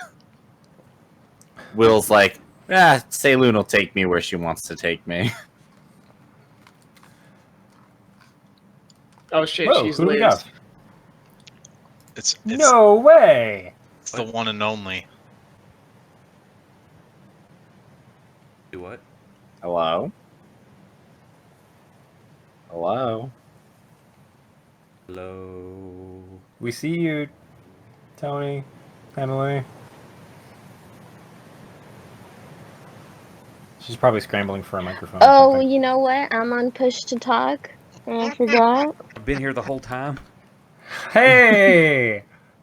You saved Lucky's ass. Saved a lot of ass. Yeah, it's fair. It was 40 hit points worth of heals across multiple people. So what did I do? Why did I do it? Why did I? Well, people got hurt, and then you I can't healed. tell you why. That's your answer to give. But you healed multiple party members, one from death. I got one shot. Sorry, the sweetest. Yeah, everybody almost got TPK'd in one shot. Again? Yeah, that actually... No, this was actually a lot worse. The other one was only like 30 damage. This one was literally, like, 53. Lucky went down in the first hit. Yeah, it was 53 damage. I have 50. Yeah. Everybody failed their save. Jesus Every Christ. single Like, one what of were us. we going against? Some Yetis. Yetis. Some were abominable. You don't say! One ran crying like a bitch back to his mama. I love that. He also I got can't lit on believe fire. you removed one of the biggest elements of the combat with a single hit. Well, it's not my fault his brain doesn't work. It's like, oh my god!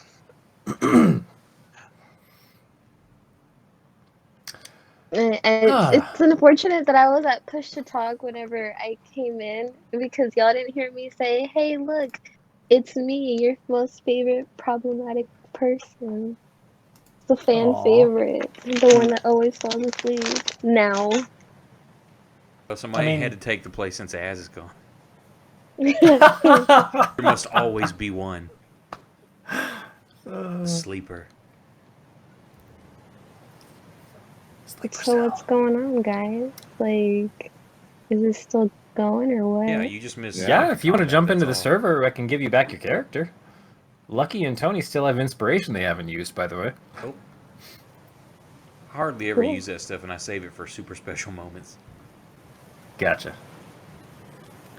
Does it have an expiration, or is it just until it gets used? It's whenever God decides Yeah, it. whenever God decides. You know what? You haven't used it, you don't get it no more. Nick's got control of your character, Mimi, so if you want me to clean up... Oh yeah, I can It- remove. How about we just get rid of people. Nick? You know? Let me play Nick. No, This wait, character. No, stop! Don't. He can't hear you. He literally dropped off. I don't get the joke. Anyway, you should have the ability to grab your character. So, just to catch you up, you guys from the last session we had headed out from Dun Moreau to the southeast. You were heading up into the Sheared Steppe, a very like craggy, sharp series of mountain ranges that kind of guard the northern corner of Windhold, where you had the sense that the third element of Will's father's kind of Brothers, mothers, cousins. brother.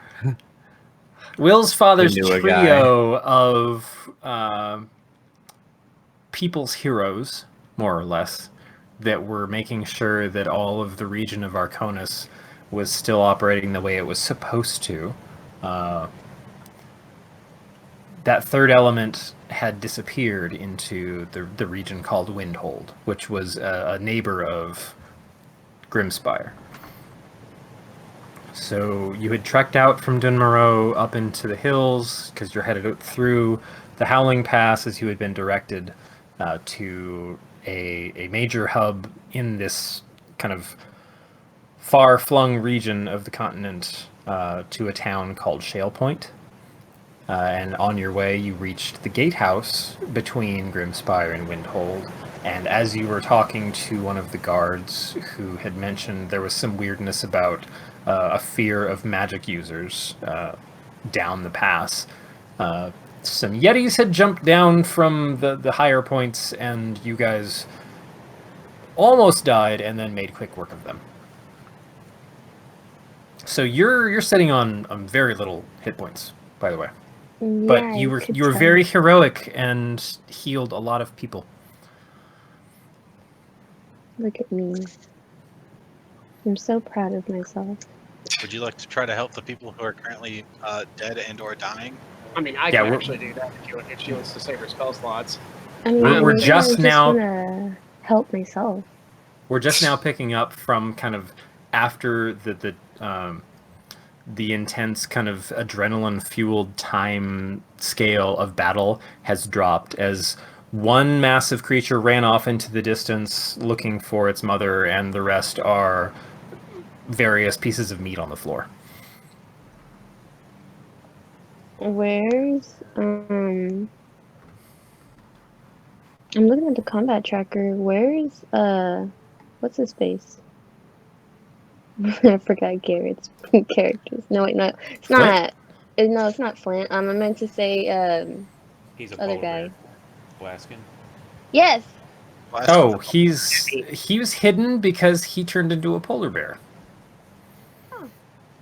And A bear. cool metal polar What bear kind with of like bear? these crazy like shoulder spines and So like that was the picture from earlier today. Yes, yes,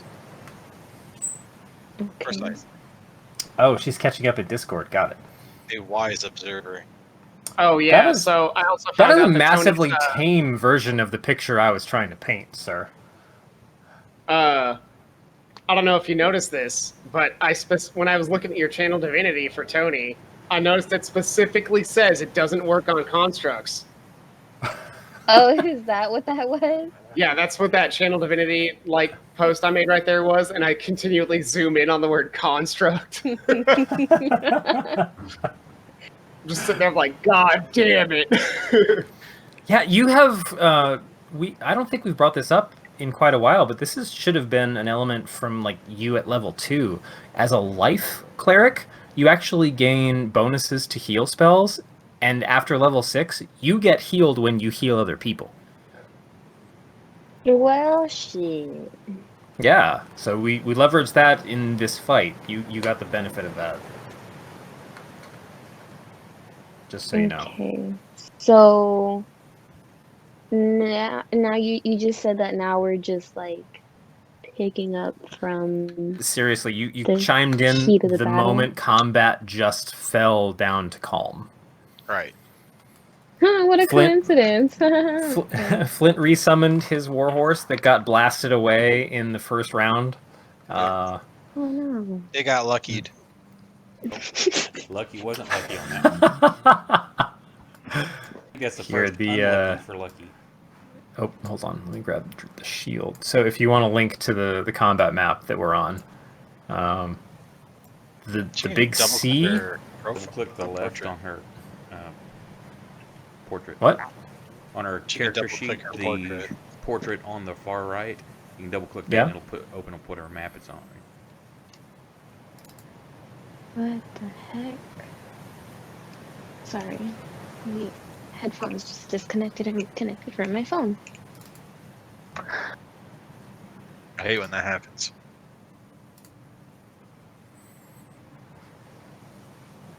Wait, where do I click to link her? Oh, she's already on. Okay. So the big C there in the center was your cart that was being pulled by some of Lucky's horses, and I think Okay. Reginald, which was Flint's horse. Yes. The big P there is the metal Blaskin, who is still in polar bear form. Will big is P? Yep.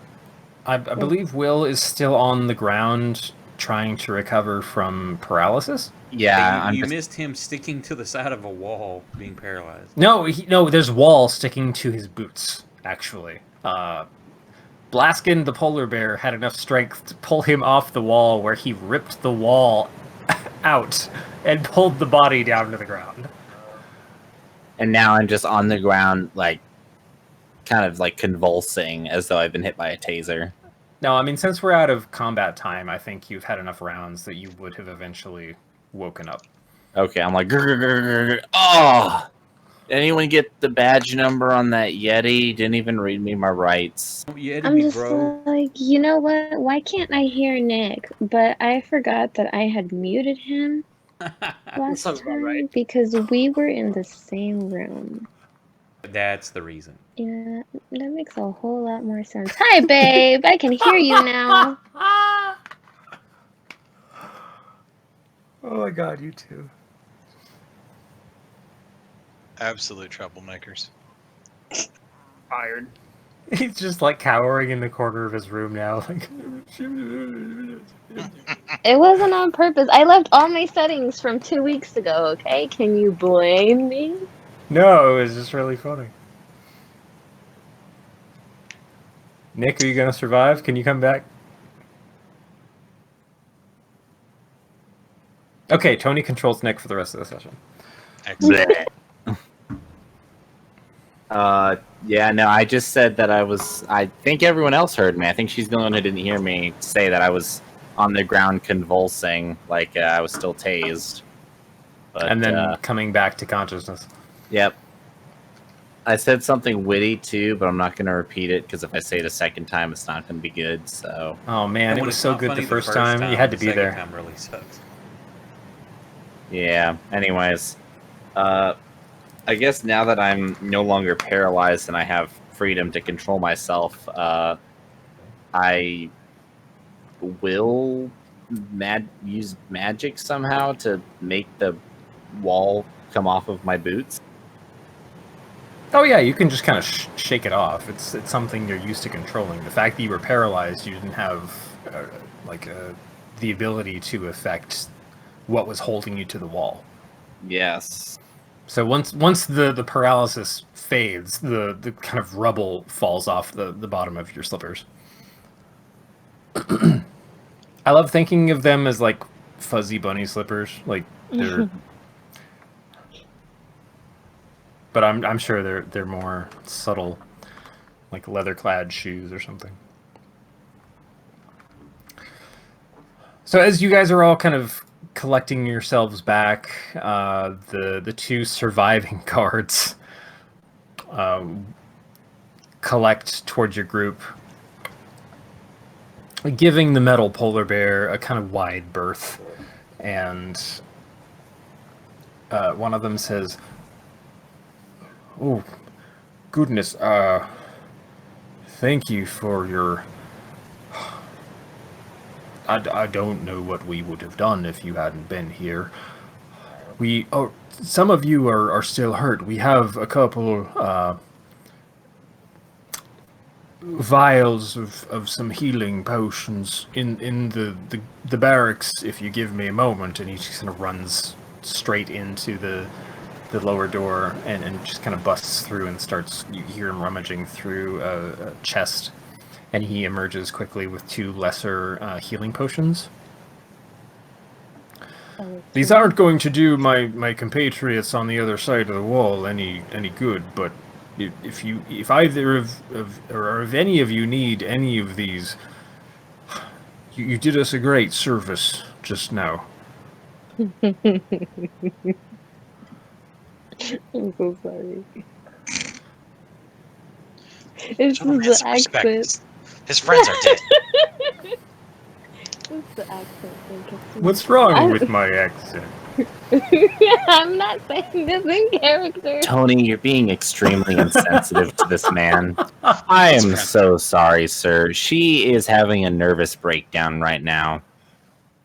You That know makes what? sense. You know what? That really does make sense. After another almost near-death experience. Yeah, Post-traumatic stress disorder is a real problem. Something you'll be experiencing very soon. We love it. Anyway, he's offering two lesser healing potions, just as items for free. I yeah. politely decline. Bear noises. Will Is that a yes or a maybe? Bear noises. Blaskin, Blaskin, shake your head up and down if yes, or side to side if no. I shake my bare head side to side. Okay, that's a no. It's worked out a system. We know how this works. Okay, so yeah. how do I heal myself? How do I add We'll myself just onto grab the other heal? one. So I have a Any weird of- question. If a druid gets like disemboweled and they're left at like 1 HP and they turn into an animal, are they like, oh man, I feel way better? And then as soon as they turn back, they're like, I'm turning back into an animal again. Yep. Pretty much. That's how you get those guys who permanently stay animals, those freaks. They're actually real grievously furries. injured. OG furries. If no one else is stepping up, Bashir's going to turn around and go, I'm pretty sure we could keep those for good use in the future, if nothing else. Okay, I'll step up and take them. I'll say politely thank decline. you. Tony hobbles up with her like barely remaining health, bleeding out of multiple wounds that were caused by like a frigid blast of icicles. And And then I asked, how do please take. thanks. And then how do I heal myself along with the other people that I'm about to heal? You'll have to either code it or manually add it. It's just 2 plus whatever the spell level you cast, so it's not a specific one each time. Yeah, the effect here. Let me pull back up the handbook I was looking at. I think it's every time you cast a healing spell, since you're the life domain. Yeah, whenever you use a spell of first level or higher to restore hit points. Oh, nope, wrong one. There we go. Since you're over 6th level, when you cast a spell of first level or higher that restores hit points, you regain hit points equal to 2 plus the spell's level. So whatever level you cast a healing spell at, you're going to get 2 plus that level. That's Like, it. we could code it in to where it's like each spell level that you can cast up to, where you can just click it if you want, or just you just have to remember and then manually adjust your hit points. That's actually really good for smaller healing spells too, because you get a lot more mileage out of something like Healing Word.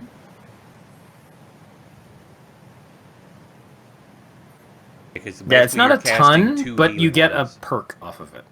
Yeah. It's better than literal 0. It's like you're like for healing word, it's literally you're casting 2 of them, one on yourself and one on whoever. Yep. So Just whoever's getting the actual spell gets basically a D6 out of it. Okay. Well, I'm gonna do this. now, if only Wizards of the Coast make Heal other on a short subclasses rest, that too. weren't on clerics, Okay, but so you unfortunately, dumped. Wizards has a massive hard-on for making cleric subclasses.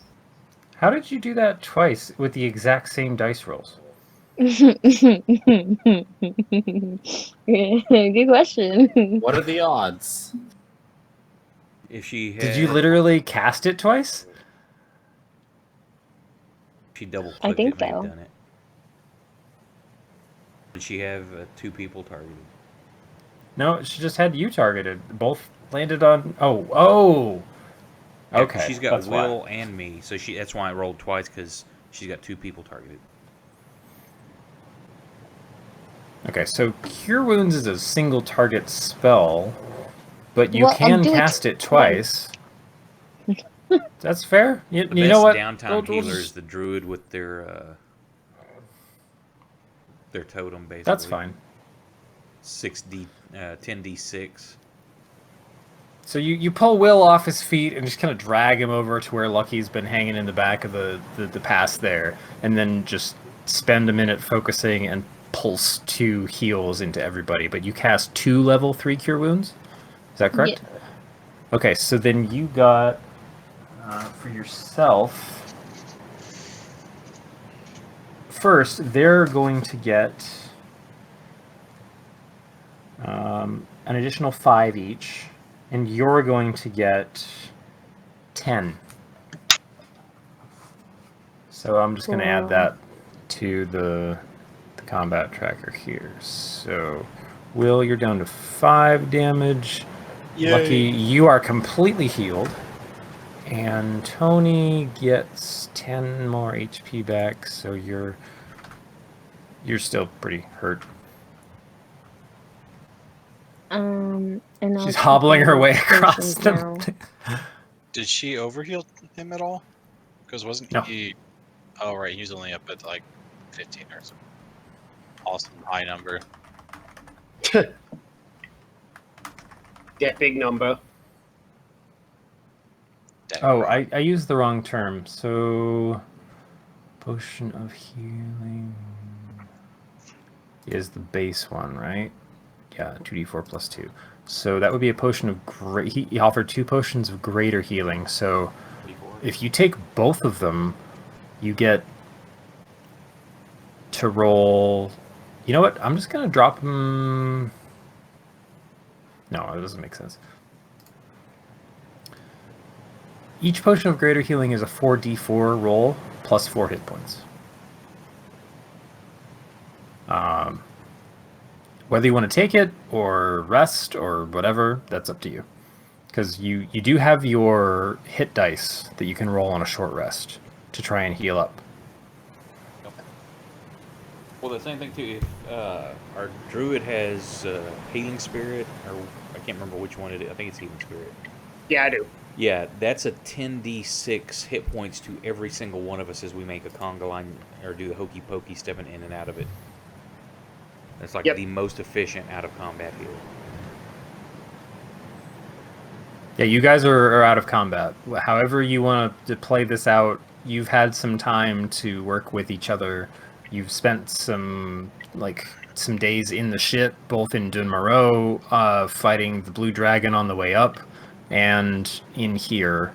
So I'm just going to give it to y'all to say, how do you want to heal? Do you want to just take a short rest? Do you want to spend some spell slots? What do you want to do? I was actually kind of wondering if anybody else remembered that I had Spirit of Healing. I guess it was just Bradley. I mean, I figured we would just keep moving. You would save your spell slot.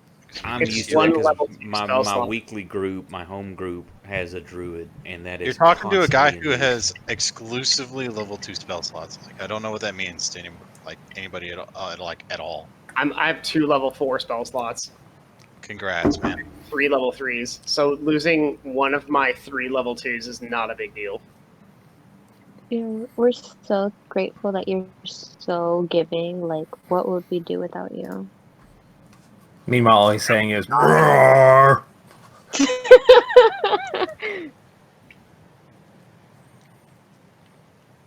But yeah, I can totally Spirit of Healing everybody. Please. Yeah, Yikes. I'm leaving that to the party. All right. Can you put Blaskin back on the board? No.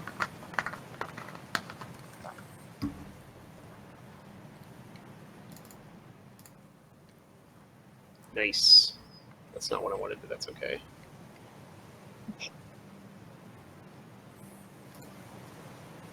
Alright, I think I've got everybody targeted. I mean, this is something you could do for 10 rounds, right? Yeah, 1d6 for 10 rounds. Yeah, that's why it's 10d6 So- heal out of combat. Yeah, Yeah, do you want to just drop 10d6? that's what I'm about to do. Okay. 5, 6, 7, 8, 9, 10. I mean, technically you can do it in combat. It's just at 1d6 per round. Yeah. Nice. Not wounded. Is that everybody? Oh, everybody but myself. Whoops. You can drag it up and drop it on your 32 HP on me. Yeah. 32 on the Blaskin. Just drag it up from. Alright. Blaskin's falling apart. He's got wires and shit hanging out of his body. He's like, no, I don't need it. I'm good. You guys take it. Technically, all the veterans. How many targets do you get? It's the first time a target enters or starts its turn in there. So basically, everybody gathers around and walks in a big conga line through it. Or if there's a small enough, we just do the hokey pokey, left foot in, left foot out, kind of thing.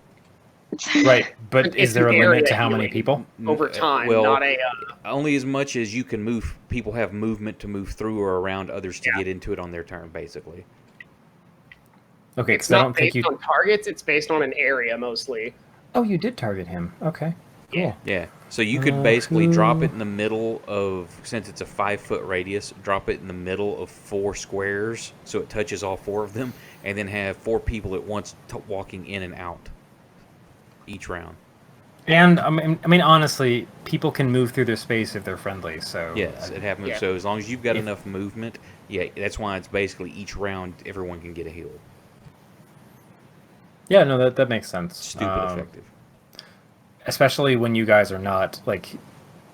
If it was in combat, I would be more strict on how it's being used, but since it's calm and he's got the time to, like, prep this and converse with you all, I think it's more, let's just, whatever he can roll in 10d6, let's just pass that around. Yeah, that's what we do at my home game, because unless there's something that's going to interrupt what you're doing, everybody's going to move in and out of it each round. Combat, yeah, you've got to have, okay, as you're moving, are you going to move through it before your action? Okay, you get the D6, roll it. Okay, next person comes around. Okay, are you going to move through or not? It's much more minutia Yeah. at that point. Yeah, no worries. So, yeah, you're able to top everybody off that needed it, except yourself, because you're fairly damaged before you went into polar bear form. So you have some repairs needed. Tony's a little scratched up, but she's much better off. I got a boo boo. Yeah, you're back to Boo Boo instead of Oh, where are sorry. my limbs. I have to retract one thing, Brandon. I have to retcon a thing. Spirit of Healing doesn't heal constructs. Unfortunate. You martyr you. That sucks. So I have to add 32 damage back to you. Yep. What does heal? Can we get this out of the way? What does heal constructs? I need a mechanic. Basically, there's, I believe, now I know, I'm not sure on 5th edition because I haven't read through the Eberron stuff, but I know back the Eberron from 3.5, there was a wizard spell that was basically the heal for constructs. So wizards healed constructs. What, heat metal? No. It was actually like a repair spell. Oh. I'm You pretty should sure have been a most wizard. regular healing spells actually do. Like, let me check Cure Wounds. Oh, never mind. I'm Were quickly you losing wrong count. again? Did not say under if you have access to the Warforged data, it should tell you how they can heal. I just rest. Like, they heal like with rest and everything. Powering down. Boop, boop, boop. You're okay, so you guys have spent what, a minute using Prayer of Healing that Blaskin was able to set up. Or Spirit of Healing, sorry. And all the veterans can make use of it too, so heal all the people up that got hurt. They're actually fine. They either died or they didn't take damage. Well, ain't no healing for the rest of them then. Yeah, so no middle ground. They're either dead or they're perfectly fine. Apparently. Damn. But they do kind of restoke a fire here in the pass and give you a space to rest if you need it. So if you want a short rest to use hit dice, that's available to you. That's up to what the party wants to do moving forward. It's up to Blast, and he's the only one hurt. So if I'm partially made of wood, can I cast plant growth on myself and heal? Interesting question. You know, I'm very curious now. Let me just look at that spell real quick, because I'm going to find it on your sheet. Oh, level 3. It's not cheap. That is actually kind of a good question. I said it as a joke, and then I thought about it a little bit more like, hey, that's actually kind of like...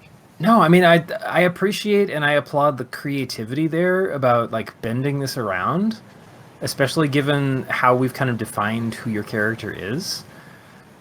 You know what? I'm going to say you can cast this as a level 3 Cure Wounds. Yeah, I'll toss that on myself then. How do I... Can you cast Cure Wounds? I can cast... It's a 3d8 heal. Okay. Plus your spell modifier. So what's your spell stat?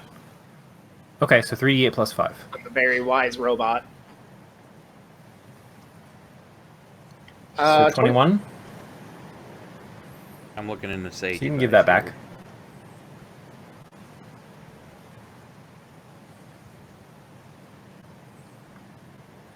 I never really Can thought you- about that. It's like, yeah, I am kind of half tree. Plant growth should, like, regrow. I would understand if Brandon was like, you can't get your full health back with plant growth, because it'd be like, yeah, because the metal Okay, parts are still... hey, here's the deal from Sage Advice. How does healing a Warforged work?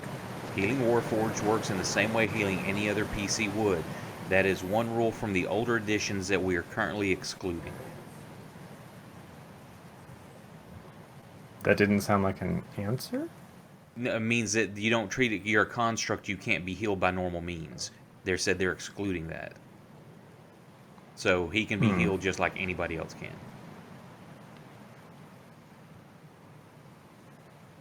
According to a sage. Oh, so he's just available for whatever heal spells work. Yes, they all work on it. All right. Unless you want to play, I mean, that's up to you and the GM. I- You're like, no, I don't want to do that. You know, I like where he went with that. I actually kind of agree. I also like the plant growth idea for growing back pieces. If only because from your origins that you and I talked about and kind of built into your story, that makes a lot more sense based on origins of power and energy and everything else. Yeah. Can I? If we're gonna stretch it, can I cast Mending, a cantrip, to heal like 1 hit point? On you? He's No, gonna on buff him. out. No, he's gonna buff out some of my metal. The only thing I'd say is that since it's a cantrip, it's like cool. I cast it like 50 times and heal 50 hit points. It would be like a once per day thing.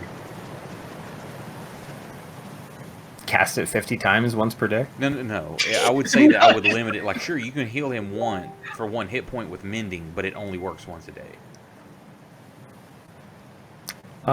Here, let me. I just Well, want in a to. I want to way- gauge. I want to gauge my I mean, in a scale way, on it does this. make So let me look. sense. Can you use just because- Fabricate to heal him? Do you have mending? Yeah, it's a cantrip. I'm looking. Oh, I am ritual spells. cantrip Jesus. master. Okay. You don't have mending in your cantrips. I thought I had that one. I have so many characters, it might not be this one. I swore I had it on this. All right, I'll pull it up in spells. Yeah, it's not in your cantrips right now, but I'll. Well, I got Molder. I'll You're do a right, quick I check. do not. When I get a new one, I might pick it up. Okay, how about my level 4 Fabricate? Also, like the idea that if Blaskin gets wounded, somebody's like, rub some dirt in it. And when Blaskin literally does that, they were like, that's not what I Okay. meant. I like where your head's at. Fabricate is going to require raw materials to I add cast to him. spike growth on you. Right, but if we're Blaskin. out in like the wilderness, it's like, hey, there's rocks and trees here. I'm going to fabricate and like mold it into his body. Sure, if you want to spend a level 4, you can basically cast a level 4 cure wounds on him with this spell. Cool. I'm going to give you that. So we got that available too. I think Now, I see, found this brings up an interesting thing because now I want to stop by like a town or something and just buy like 5 raw iron ingots or something. That's up to And, you. like next time my arm gets cut off, I'm like, Lucky, I fix gotcha. me. I just like drop the metal on the ground. No, I'm digging this. I love the reconstruction aspect. I love the teamwork too. That like you all are leveraging a couple different abilities that kind of overlap. That's cool. Lucky help, I'm Yeah. becoming French. I Ain't cast no Fireball. fixing that. Cast fireball. I guess there is a fix in that. Didn't think about that one, did I? He just No, that's- shakes his head and he frowns. I cast That's good fireball. stuff. I'm all in. So yeah, the level 3 that you mentioned, Blaskin, that's available to you. Lucky, if you want to use Fabricate. Mending is going to need its own discussion whenever anybody gets it, which you don't have right now. I would say, while it's a cool idea, you can't if it was because it's like, oh, it's only 1 hit point, but being a cantrip, you can do it over and over. So like, yeah, I'll just heal him over the next 10 minutes, to full. So I would say No, on that that's a one. good point. I feel like it's more of a Maybe it could be used as a aesthetic spare thing. the dying. Mending could be used as spare the dying on him, I love that actually. and he didn't have to make death saves because like a spare the jump dying. Is a Okay, cantrip no, you can use yeah, on him. I get what you're saying. You can't bring him back up, but you can stop him from having to make death saves. Yeah, with mending, it's basically that's the spare the dying for constructs. Otherwise, if he's up, you're basically cleaning him up. Yeah, it's just buffing out the scars. Yeah. Now, see, I like everything about that. I love the idea of using Fabricate and plant growth on myself for healing stuff. That actually sounds awesome. And if you upcast plant growth, you get the same effects of upcasting cure wounds. Okay, cool. I love it. Now I have to go look through the entire spell list again for me. Well, now Sorry. here, this bears the question then, because if you've got all the pros, there's the cons. What if somebody casts blight on you? Do you take it like? Are you, since you're part plant? Do you take the full damage? I would just. This is definitely up to Brandon, but I would say that I would take half the dice in full damage, and then the rest would be rolled. Wait, why wouldn't he take full damage anyway? Isn't it a save base? No, but plant-based creatures take 100%. They take full damage. They don't roll the Oh. damage. Brandon. Yeah, they He's- take okay, max no, damage. his save I think still matters because he's not fully plant. Well, that's what our question was. How plant is he? Not plant enough. Oh, plant is he? Somebody Serious questions on the Could stream. say Blaskin gets blighted twice, and all that's left is the red-eyed Terminator. Just all the wood is gone and it's just Yeah. a metal skeleton. That would actually be kind of a cool character aspect. Actually, the wood part is the part that keeps Blaskin from just going insane. The only thing living. Yeah. You know, Once it's I'm gonna gone, think on that. If it comes up, we'll have to have some answers. But We'll have a TED talk about it. for That's now, just- it's that's something a I'm GM making tool notes to, on. like, hey, you know what? You've gotten too powerful. I need to put you in your place. I'm casting blight on you. Remind you. who God Blaskin's just been hit with 2 blights. All your wood is gone. I need you to roll Blaskin as a barbarian in the middle of rage in this fight. Make a wisdom save. Disadvantage. All right, so we've done some additional soul searching in the team here. I love it. Everyone's looking mostly healthy. Blaskin's still kind of struggling with some limp, and systems don't seem to be responding quite so quickly. You're also able, if you want to use the new spellcasting system, to, I think you did, right? I cast Plant Growth on myself, yeah. Yeah, so you got 16 health back. Yeah. Okay, so you're still hurt, but you're okay. It's just like you're not at death's door. This also kind of helps out Blaskin's supposedly selfless attitude. Sometimes I do not roleplay that the way that I should. Because he can't heal himself, he has to heal everyone else. Yeah, it kind of resonates with the saplings you're carrying in your belt, Yeah. like Which is gonna be keeping great things one day. alive. One day you're going to be like, Blaskin, you're too hurt and you can't use Fabricate. And I'm going to be like, joke's on you. I used Plant Growth on this seed sapling here to make a tree, and now Lucky can heal me. Well, now you just spoiled the next season.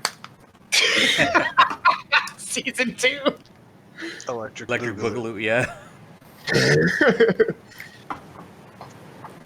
All right, so does the party want to spend any time just kind of recouping here in the past, or do they want to move on and try and make it to the last known location of Ariel? So we move I on. figured we're all good and healed up. We could just start beating it. Give them our best wishes and offer some prayers. But I we gotta agree. do some hoop in it. Like, we didn't just spend 45 minutes to heal ourselves just to sit there and be like, all right, we long rest. I mean, you have your short rest available too. I'm just reminding you. There's a lot of hit dice available at level 8. I mean, if we're on the cart, can I just say that I short rest on the way there? If you are not part of the crew kind of maintaining watch through the pass, like if you just... You can do light activity. Yeah, I'll give you cart rest to roll as many hit dice as you want, up to, I think, 8.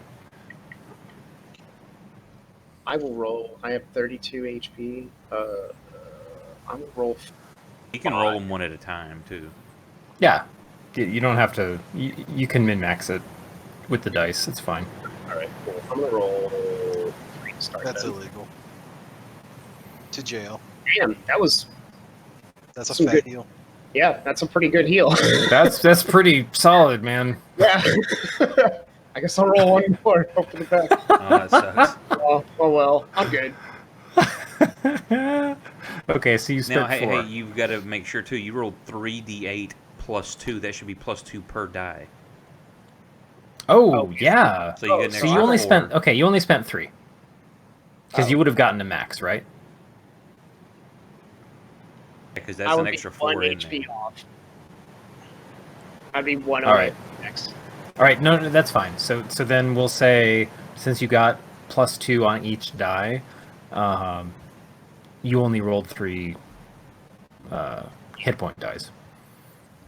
So you still have 5 available later. Whatever. It's fine.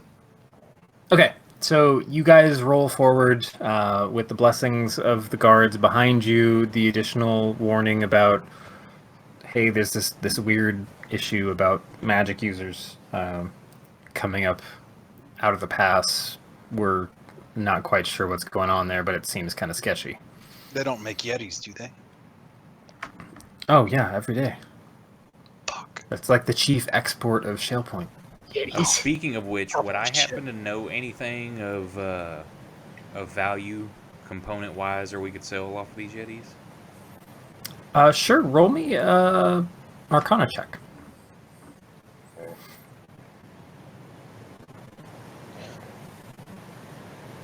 The ones that run crying are worth the most. Well, we don't have So, you know that the larynx in the Abominable Yeti has an elemental attunement to the plane of cold. And anybody wants to roast me on this, I don't know if there's necessarily plane of cold. I'm trying to pull this out of my ass, that. but That's fine. It's your word. Elemental plane of ice, right? Isn't that a yes, that whatever's on the weird 3-dimensional. Or just plain of Asgard. water. It's just a Plane cold sphere. version of water. thing? There you go. The elemental plane of That- cold water. That's what I was trying to think of. I think it's where water meets negative, honestly, because I know the sphere actually works if you think about it in 3 dimensions. Anyway, you know that the larynx of an Abominable Yeti is actually very valuable because it is attuned to that specific cold element. It's going to take a bit of effort to remove without damaging it. So, however you want to work with your team, you're going to need someone with a bit of medicine and a bit of arcane. And it's going to be those 2 people to make a combined roll. What about nature? Nature's a backup. So who's got medicine? I've got arcane, so. I think would just like to point out that Flint was a doctor in his past life. Flint, MD. That's why he always carries a hammer. I don't think he's telling the truth. I don't think this man is real. I don't think that man has ever been to medical school. Wow, that's an old fucking Toy Story reference. So, hey, do we have a really wise guy on our team, perhaps? Wise I mean, if- girl. Oh. If you're looking for medicine, I think you want Tony more than Blaskin. Blaskin knows all about human biology. Good thing Or we're any cutting up biology. humans. Look at my 3 human limbs. Where'd you So get is that it one one? person with making advantage or 2 separate rolls? It depends on who's working on this. Figure me and Tony. Does Tony have medicine? I would think, maybe. I can look, but I was Tony, were you- waiting for her to say anything. you carry a Fell hammer? back. Asleep. Oh yeah. She's got medicine. She's got medicine for days, man. It's like, wow. I got hella medicine. Tony, you have medicine and insight, wow. Never give you an insight check again. Got it. That actually makes me happy that she has those for wisdom stuff because I took all the other stuff for wisdom. Okay, Lucky, give me an Arcana roll, and Tony, give me a Medicine roll. A check. Why did you roll twice, Lucky? Didn't. The first one was to know if I knew anything. The second one is because you just told me to roll. They both happened at the same time. That's the weird part. No, the other one was there to begin with. Really? Maybe I didn't even look over. Yeah, because Okay, I see. either way. Let me just put it straight. You guys blew this out of the water. Did we though? Yeah, because you're both rolling at a +7. Oh, I thought you meant this session. I didn't see their rolls because it's hidden to me.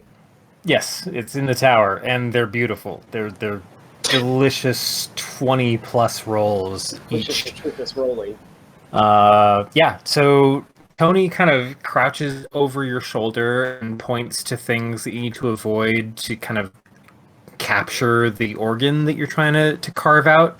And as you use one of Will's knives, because they're sharper, you sever in a couple places and then pull out something, or a very kind of messy squash of organ material that chills your hand to the bone as you hold it. You quickly kind of throw it in some paper that you had available and wrap it up, and then either put it in the chest that you have, or you hand it off to Flint for his bag of holding. But either way, you just kind of get it out of your hands, but into a place where you know It has to go in the bag of safe. holding. I can't put organic material in the chest. Come again? It has to go in the bag of holding because I can't put organic material in the chest. Okay. So Flint, he kind of tosses a paper-wrapped mess of blood to you. Is it cold? Yeah. A little bit. Bite it. Just gonna toss it in the bag. Just lick it. Just like he's gonna give it a stern, squint-eyed look. He's gonna be like, bag. I was kind of hoping when Bradley asked if there was anything we could get off of him. I was really hoping Brandon was going to be like, yeah, you can take their eyes. And I was like, sweet, we can Medusa head this stuff with the chilling gaze. We're just like pull out a mass of eyes from our bag of holding and be like, get cold, fucker! Everybody freeze. Everybody chill out. I'd give you inspiration, but you already have it.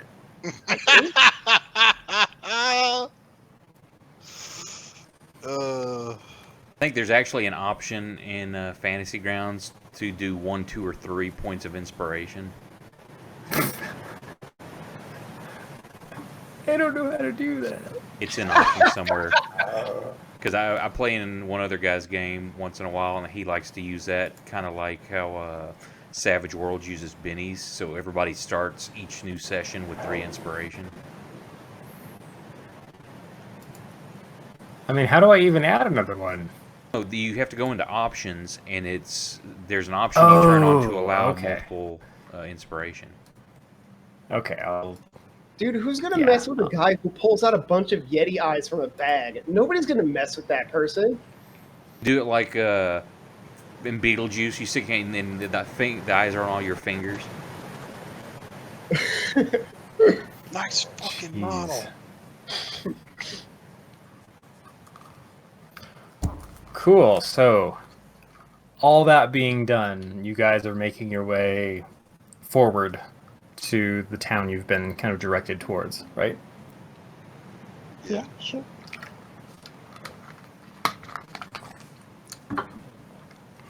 Cool, I have to finish the drink I'm having. Okay. You make your way down a winding path through very jagged peaks and cliffs that drop off into a kind of angry sea, a northern shore, or a northwestern shore, I guess, to the continent Jersey. that seems to be very aggressive based on the waves you see in the distance, it's either rocky underneath or very deep. And there's a cold breeze just blowing up the cliff wherever you kind of round the bend. And it takes you another couple hours to make it down around a winding path to where you see the path either splits off to the right or to the left into another gate. And you see another trio of guards there with a similar kind of heavily wrapped clothing inside their armor, just holding back against the winds that flow through this area. But you do see a better built kind of frame over the entrance gate. It's stone built. There's some mortar in place. There's a nice placard over the gate itself that says Shale Point. And Flint, give me a perception check with advantage. Yes, of course. Perception. All right, gotta click advantage.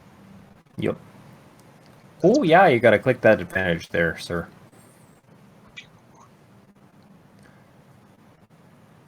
Don't you know? Well, never mind. You approach the gate proper, and the three guards kind of approach. You can see behind the gate entrance, there's a bizarre split to the town. There's a lot of buildings behind the gate, but you can tell there's an immediate kind of shift upward to the left when you're looking through the gate, and downward to the right. It looks like the town might be built around some of the geography of the area. And one of the guards just approaches. All right. Why are you entering Shale Point?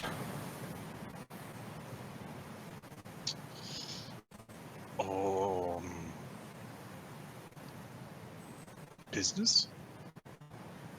What kind of business? And I'm gonna And look you over can watch the three of them kind of meandering around the cart and looking at the horse and the group. One of them is kind of poking one of the steeds. Better not be Reggie. Gonna look over at Brashear. Have the steed kick him. Will. Is this for pleasure? Yes. Mm, Hold on, I have to do a quick check. I came because I heard you guys opened an In-N-Out. Get out. Before Will drops his awesome fourth wall breaking comment, I need to do a check. I think. I heard this was for the original White Castle. All right, we got to roll this back. And this is really important. We're going to roll this back a bit. As you guys walk up to the gate, all your steeds disappear. I'd rather they didn't. And immediately the guards swing their weapons towards you.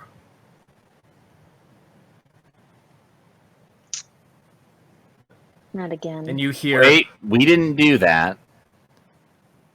You That hear... was not supposed to happen. Wait. When my horse disappears, I'm just gonna shout, Reggie! So as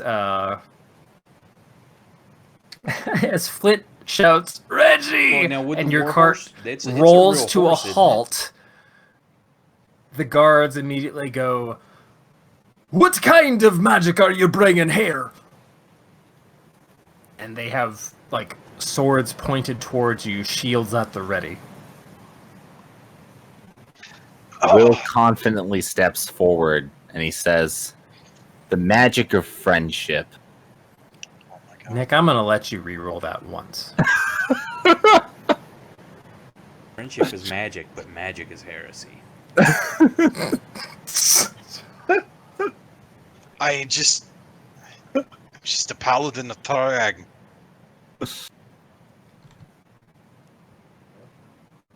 Are you jumping forward as the spokesman? Yes.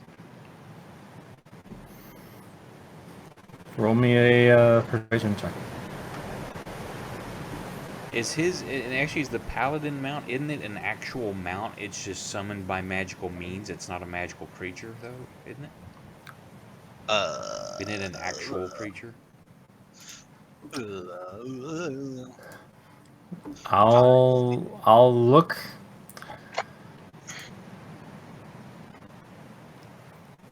Nick, I just want you to know. No, I'm still it is at a celestial fae or fiend, your choice, instead of its normal type.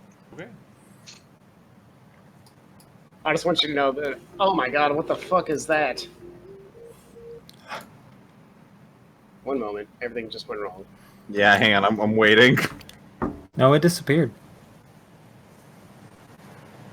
Um, Okay, there we go. Where's Apples? I guess he disappeared too, huh? He's a familiar. He's a celestial. If he was keeping close to you, Apples is gone. Wait, Who hasn't noticed that he isn't flying around? Will. Yeah, hang on, Will needs to roll a perception check. Perception. All right, I'm not gonna look at it. Oh, There you go, shit, Brandon. Flint. Where were these rolls all night, you guys? God damn. All like 18 pluses. Well, Listen, it's somebody not my picked fault. I up started the the game with a time. fucking nat 1 on my. It's Okay, Flint. You noticed as you guys were rolling through the gate, rolling up to the gate, there was a weird kind of elemental flare in the O of the sign that says Shale Point. Wait, It just kind of. check. That was your oh.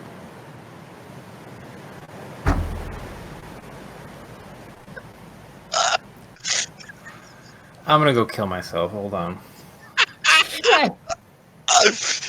Perception looks so much like persuasion. They're Just to really clarify, close to each other.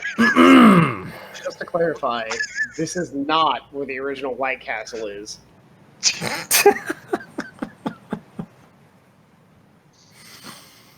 Flint, I'll get back to your persuasion check. Okay. Meanwhile, I'm gonna bring you a new DM. Brandon. Do we have one with reading glasses? No, He's not but available. there's one with more charisma. To be fair, I also felt your pain when you did the freezing stuff on almost the whole party, and you took out Lucky. I heard you pause for like 15 seconds, like, "Oh no, what have I done?" But it ended up okay.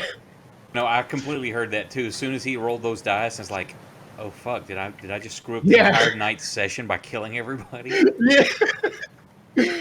Oh, there's a This certain is- like numbing sensation when you're DMing and something like that happens, and your entire party just rolls terribly. You're like, "Oh, how do I?" I mean, how do I-" I'm committed to it being the story that happens. What I'm not committed to is me telling a story that hadn't happened yet.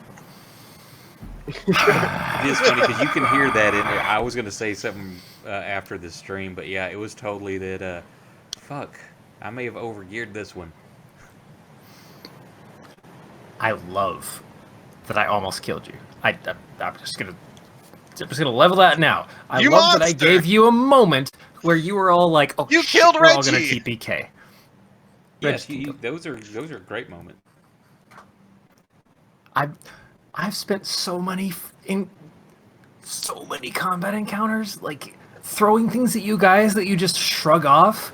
I love that I put something in front of you that suddenly like, "Oh shit, we're all dead."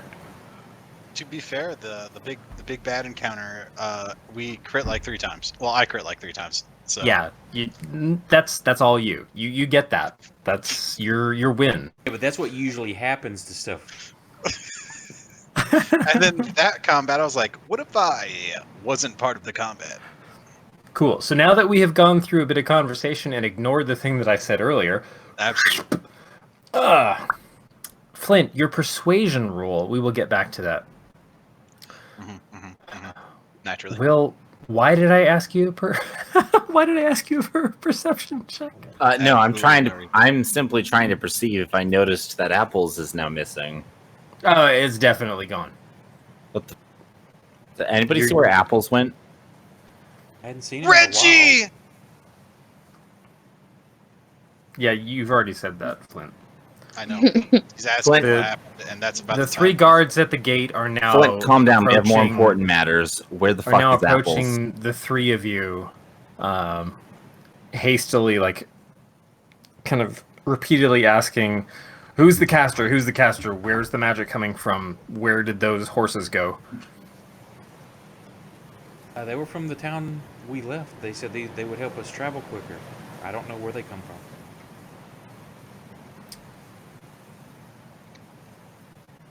Flint, what was the thing you said when I asked? I'm just the paladin of Torag. Okay.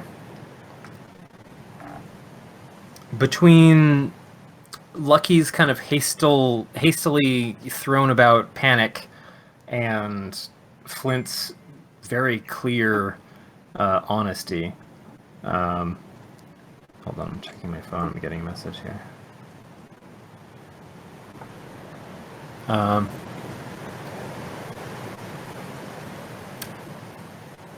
The guards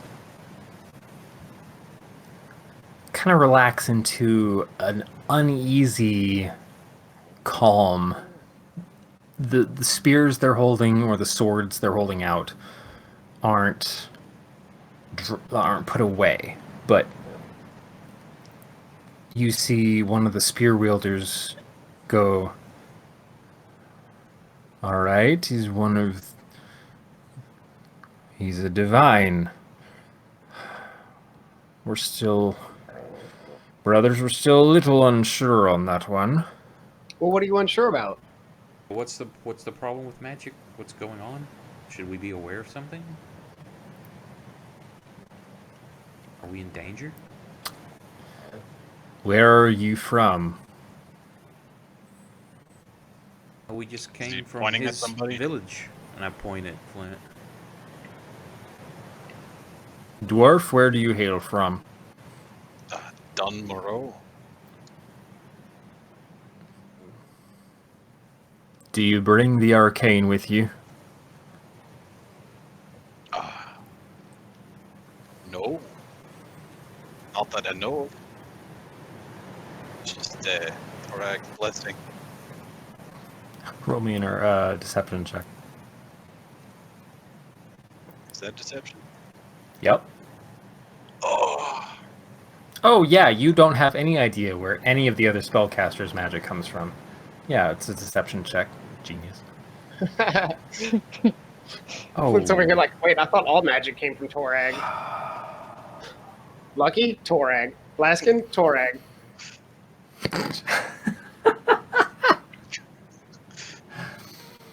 The guard You're looks at convinced him you. of the truth because he's ignorant, or The guard looks at you and then looks over in the group towards Blaskin's direction. I wave at him. And what the fuck do you call that creature? Where does that come from? How is that moving about? Because he's a What a druid. total- It's Great nature. Sorry, my immediate response is like, I'm a puppet on strings. That's a divine force of nature. The gods of nature created that. Damn it, I missed my opportunity to look him dead in the eye and say France. Just as the divine blesses this one, and I point over to Tony. You're a very devout group. Us? Yeah, sure. Okay. Lucky, give me a persuasion check with advantage since you got Tony backing you up with a couple words. Sure. It's Persuasion. what I said. Maybe this should be Tony persuading. Yeah, sure. Definitely. Oh my god! If I roll a 1, I get to re-roll it. No, you rolled a 20, Mike.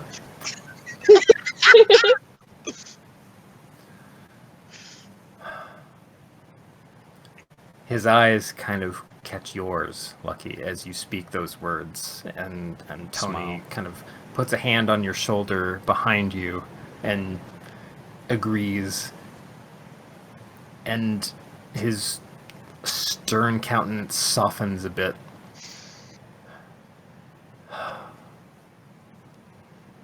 Well,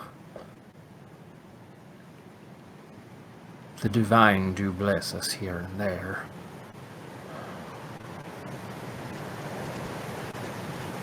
I believe you, but watch yourself. This town doesn't take kindly to anything out of nature or the divine. Something horrible happened here? Will What's going on? We'll be keeping an eye on you. But you're welcome to go through. Please complete your business. So they have some kind of anti-magic field. Perhaps. Is that my understanding? I mean, do you have a way to check? I mean, I could try. Oh to yeah, cast he a just spell. has that spell where he can... It's sleuth sniffer. I want to ask him, like, is there been some problem with arcane people here? Should we be aware and wary of them?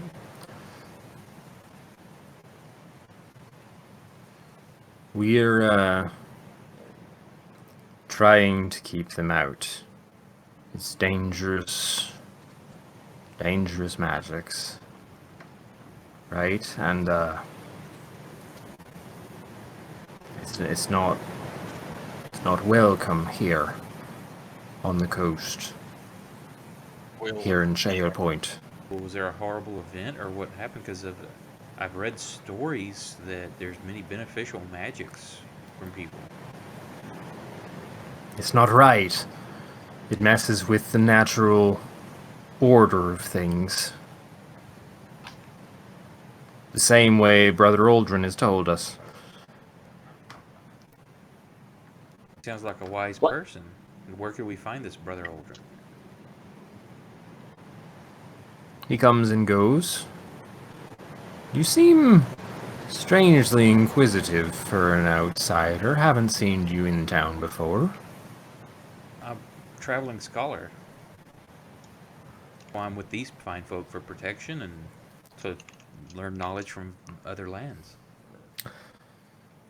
Pocket sausage? I pull out a sausage. Of course. It's one of you the, are. one of the nice ones.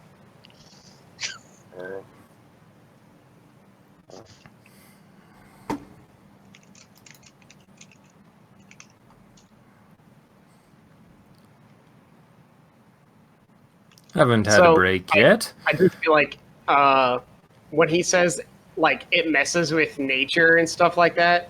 Like, no, you can't see it because Bladskin's face is pretty expressionless, but everyone can just like tell that he's looking at this guy like, what? What? His eyes kind Magic of that- flash different magic colors is back and nature. forth. Processing. So to the pocket sausage request, you get a haven't had lunch break yet. If you have a snack on you, I wouldn't turn it down. This is some of the best from Dunborough. Oh! I had one of those a couple months back. Alright. Toss it here. I hand him out some sausage.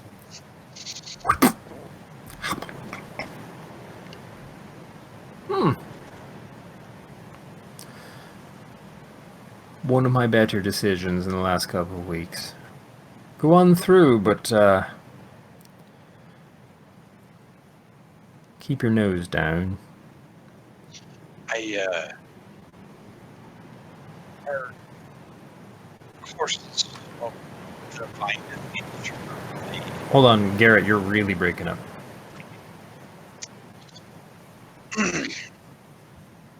How about now?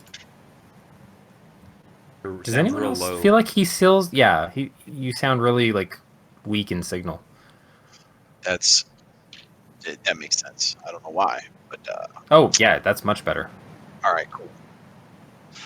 So are the divine steeds all right to stay? Because we don't really have another way to pull the cart. He looks at you real long.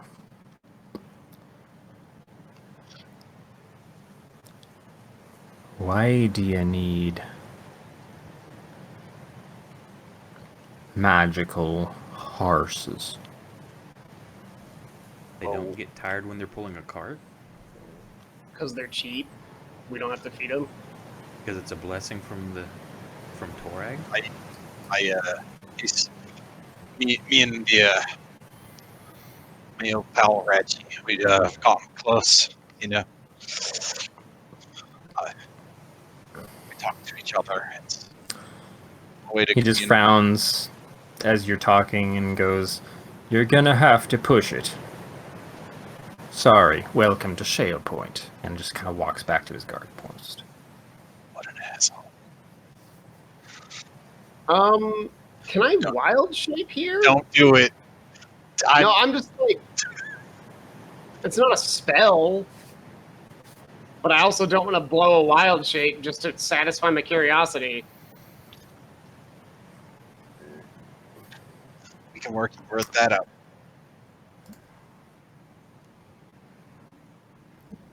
Abilities.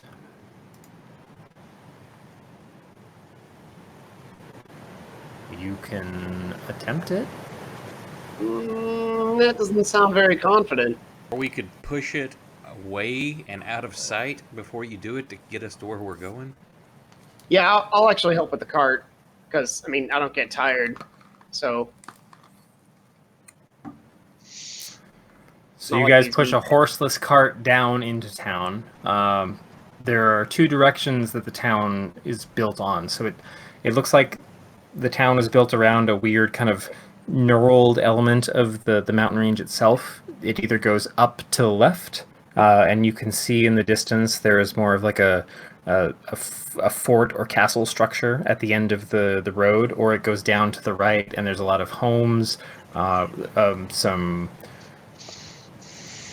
structures that look like they're shop fronts, and things kind of disappear around the edge of a cliff, and you can see off in the distance that this whole town just kind of drops off into the northeastern ocean.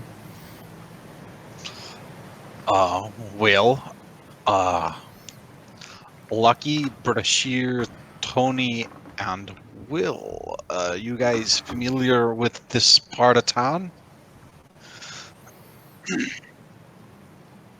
Not particularly. I can get the layout pretty quick if you give me a while to wander around. I'll stay with the cart and make sure nobody looks too closely at it if you want to find the closest place to park it. So I'll wander around looking for stuff. I know how to move around streets just to get the lay of the town to help us move around better. Sure. Brashir would have piped up as well. I've barely been up into this corner of the region. I usually spend my time down in the southern provinces. I don't think I've made my way to I don't think I've made my way to Shale Point. Wow, that's a tongue twister. Before, I've just heard some notes. It's the lower town is the people's place. The upper town is more of the upper crust of what could be considered this region. It's not the most moneyed province of Alconus.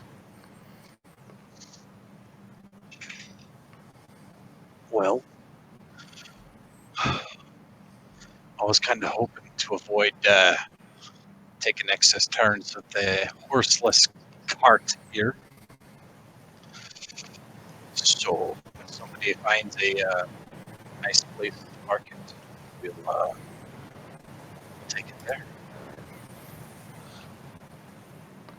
Okay, I'm reading Lucky's note here. Which one?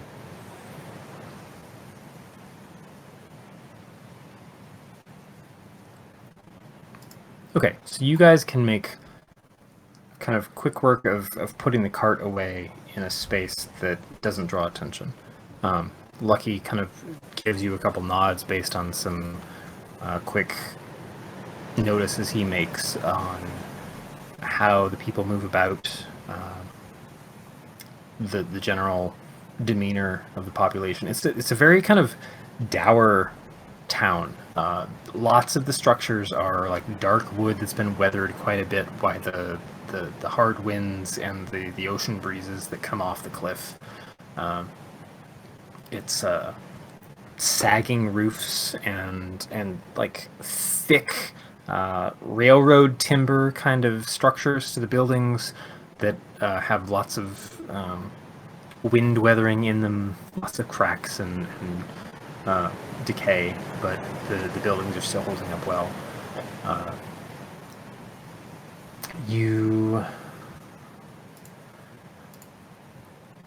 Nope, that's the wrong note. You kind of get a direction from a couple people. There's a tavern down, like, kind of around the curve of the lower city that kind of hugs the cliff.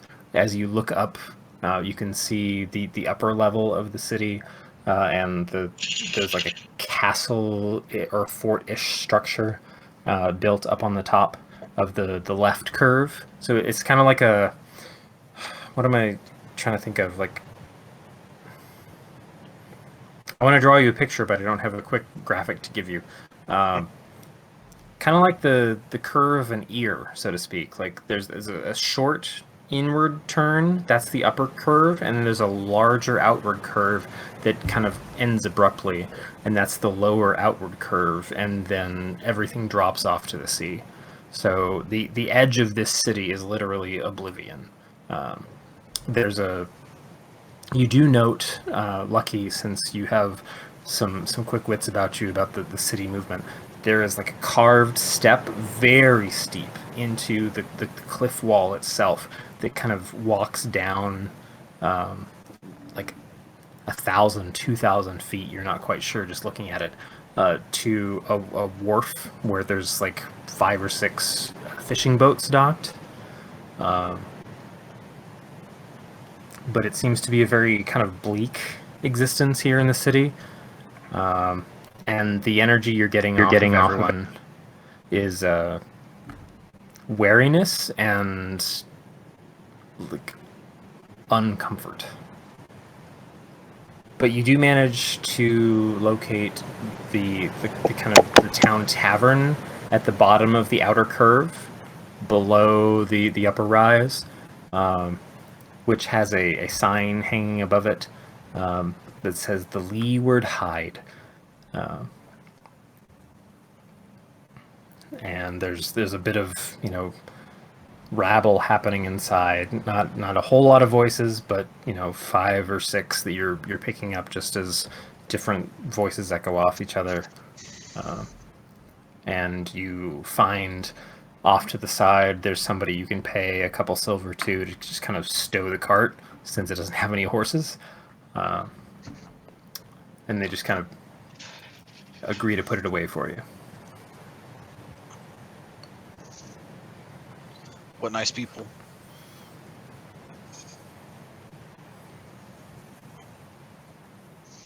You get a low playing of a set of pipes just coming over the breeze, with a bit of a drum beat. coming out of the tavern itself. What was Well, the original reason we came here? For what was it? Will. What's her name? What's the person we're looking for? Her name is pronounced. Hang on. I think I actually wrote the enunciation in my notes. DM just leans back and waits. Hang on.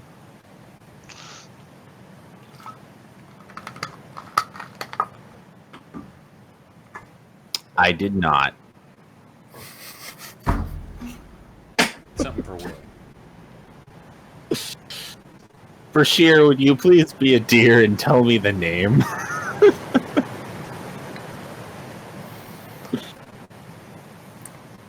Oh, William, I am not your pocket DM. Are you seriously that out of... No, I'm not. I'm not saying that to Brashear. No, I'm wondering if you didn't actually have the notes. No, I totally. My last note was Shale Point and Windhold, and I stopped after that. I think I might have been getting tired. Vindar Galeth of House Galeth. I mean, I'm pretty sure you have lots of notes. This name has come up multiple times. I'm just trying to give you that bone before I have to give it to you. Dude, I scrolled back, and I am not finding it. Starts with an A.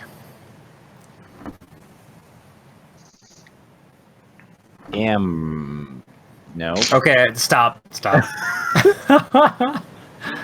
Ariel.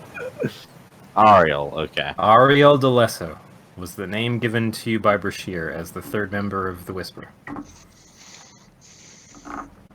I'm not even making you roll an intelligence check because you just tried. Character smart. Listen, it's late. I'm getting a little tired. Yes, you came here looking for Ariel. She was the third member of the trio, and the one that Brashear identified as the nightmare element, the amber gem holder, where you both went through a dream that her third of the rotating circle shattered and exploded. Do the rest of us know this name, or that's who we're looking for? I don't think he's mentioned it to anybody yet. He asked Brashear if we needed to like be on the down low or anything about this, if we needed to be secretive, or if we could tell everyone this is what we're doing.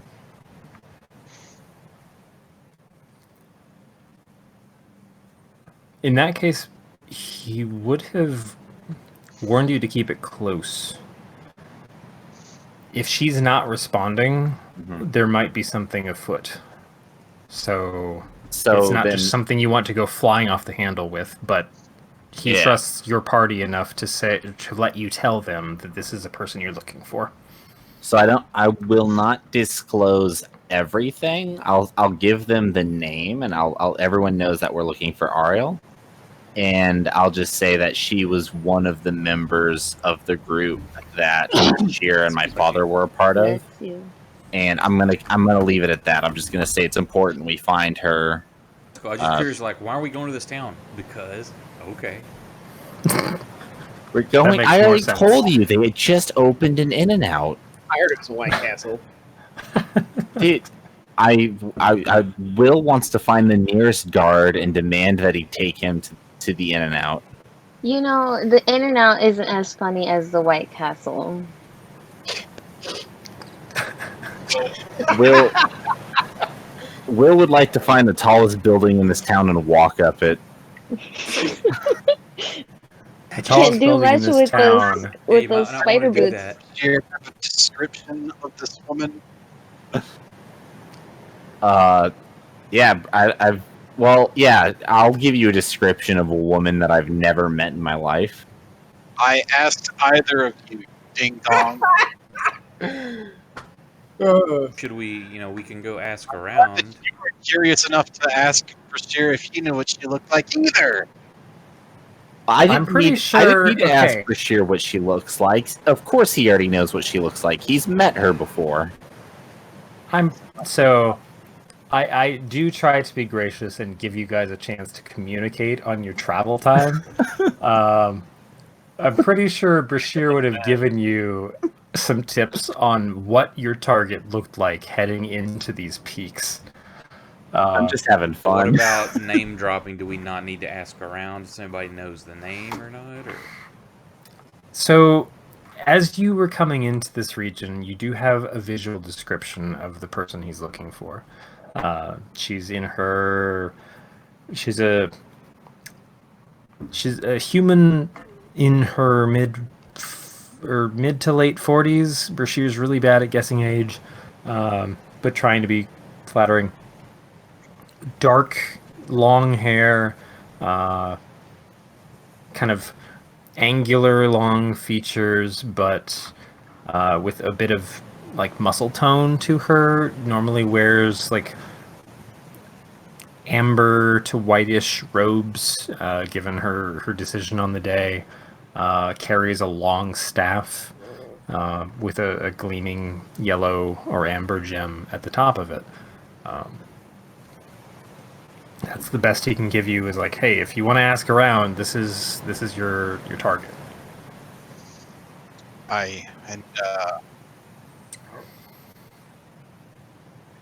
If she thought she was dangerous, what might she do, or did she not? I'm He's almost cutting way out losing you. again. God, Okay. I thought it was just me he was cutting out on. I'm glad everybody else said something. Yeah. I was like, am I losing connection? What's going on here? is it better now? Ish. Keep speaking. Maybe it'll improve. What about Hmm. You accept extremely mildly.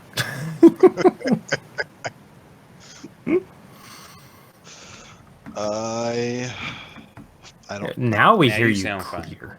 Yep, there we Okay. go. You're reconnected. Excellent. I was basically asking Brashear if he knew well enough if she would try to do something like let people know she was in danger or like go somewhere to hide. So I love that your voice kind of cut back out as you continued talking, but I heard you the whole time.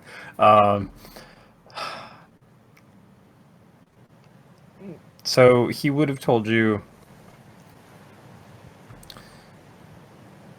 I told William before. She usually checks in with me. Usually through very invasive messaging spells that she leverages. It's really annoying. At very awkward times, sometimes.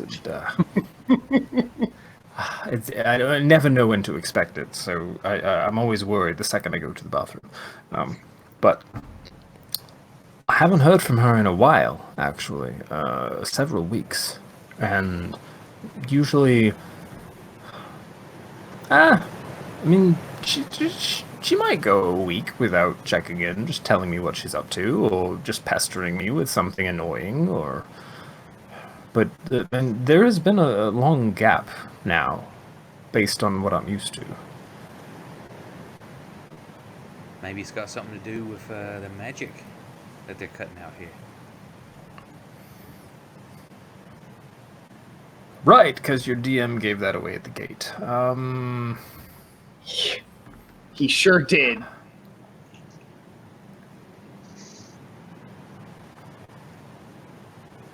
I'm never going to be able to roll that back. D&D, guys. D&D. We go backwards. The Wayback Machine. I mean, you all are great at pretending you don't know what's in the monster manual, so can we just, like... He scuffs his foot on the floor. Come on. Okay, so what are you not? We're not supposed to know that they're canceling magic here. Listen, at best we know that our horses disappeared scared of their own Aw, village. man. Yeah, Did- I'm did going to sh- give you that much. You got visual evidence that the spells you had running to run your cart just like disappeared the second you got close to the gate. So I think between a couple of you might be able to suss out that there's a bit of Magical fuckery. deactivation going on. Will wants to test out his boots by trying to walk up a wall next to him to see if they stick.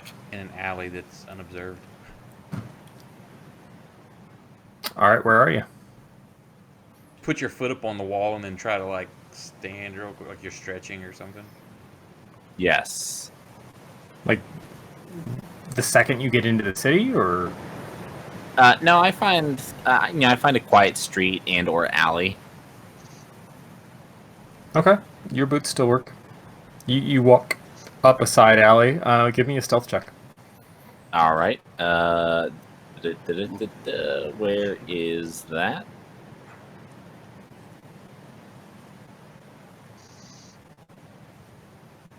Yeah. You find a quiet corner where you can test out your boots. They still seem to work fine. Bitchin'. All right. Will gives them a thumbs up. Enchantment still work.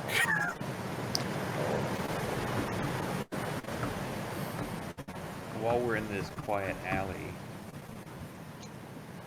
I want to try to make a use prestidigitation discreetly and just see if like a faint like bird chirp or something. Yeah, it comes through clear. I can still use my magic at least. Interesting.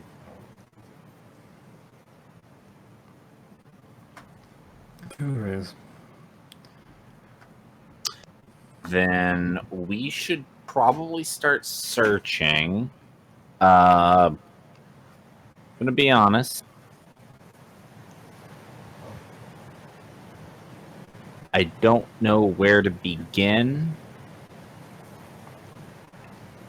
But I know what anybody would need, and what they would need is a place to stay. So maybe we can check out some of the inns or taverns. You should have said ins and outs. You missed your chance.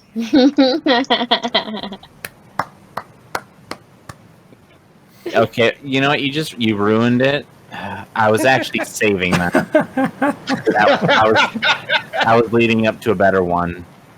Sorry. I'm gonna go and just give it to you since you've already ruined it. So I was gonna say I'm gonna go to some of the inns and taverns, talk to some people. Maybe we can find the ins and outs of this fucking town, you asshole.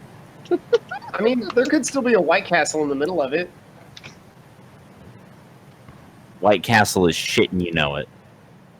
I mean, there might be a castle in the middle of it. It's not necessarily white. Blaskin, as you guys are moving through the town, Lucky, you also get a whiff of this. Oh, Flint, you rolled the same. Okay, so Flint and Lucky and Blaskin all note that the crew, as it's moving together, even like moving its cart on their own, there seems to be a lot of attention from the commoners in town around Blaskin's presence. Seems to draw quite a lot of concerned looks. I'm just going to assume they're racist against the French people. That's right, he's French. Bonjour. He's just gonna be friendly, waving at everybody, saying hi. There's definitely no way this is related to being a magical construct of some kind. This is definitely a French thing. God, I really wish Blaskin like not died, but like got knocked out in the last combat, and then like got rebooted. But he had like all his French subroutines running. I have to I'm go already find a gonna quote text you on that speech in first French. sentence. It's like imagine the beginning of the Beauty and the Beast when Belle is like singing her song introducing herself, but instead of all the townspeople like singing and being so happy, they're all like whispering and giving her weird looks, like, "Oh my god, look at that! What is wrong with that thing?" That slut.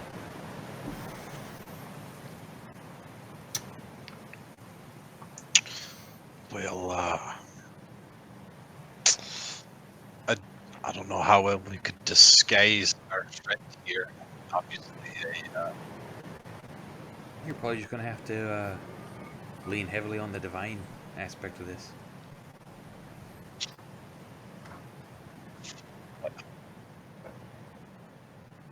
Should we all?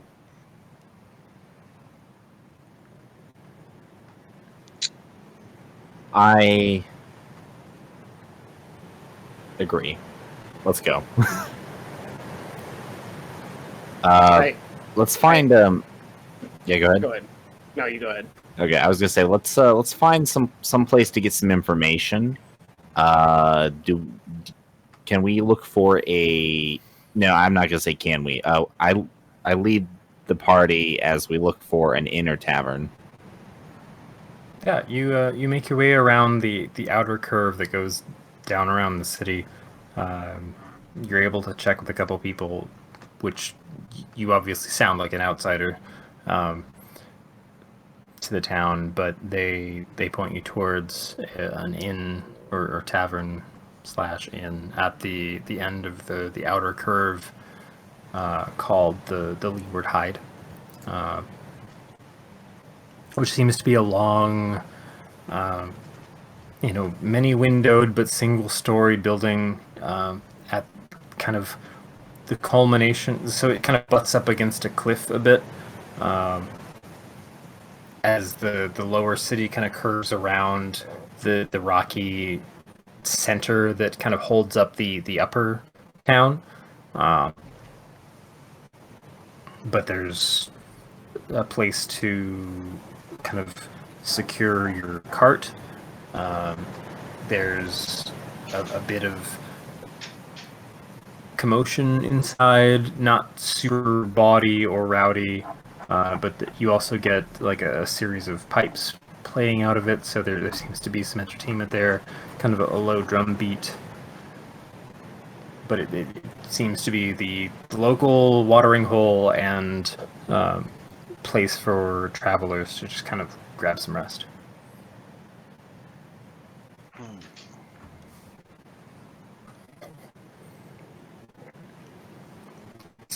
Well, all right then.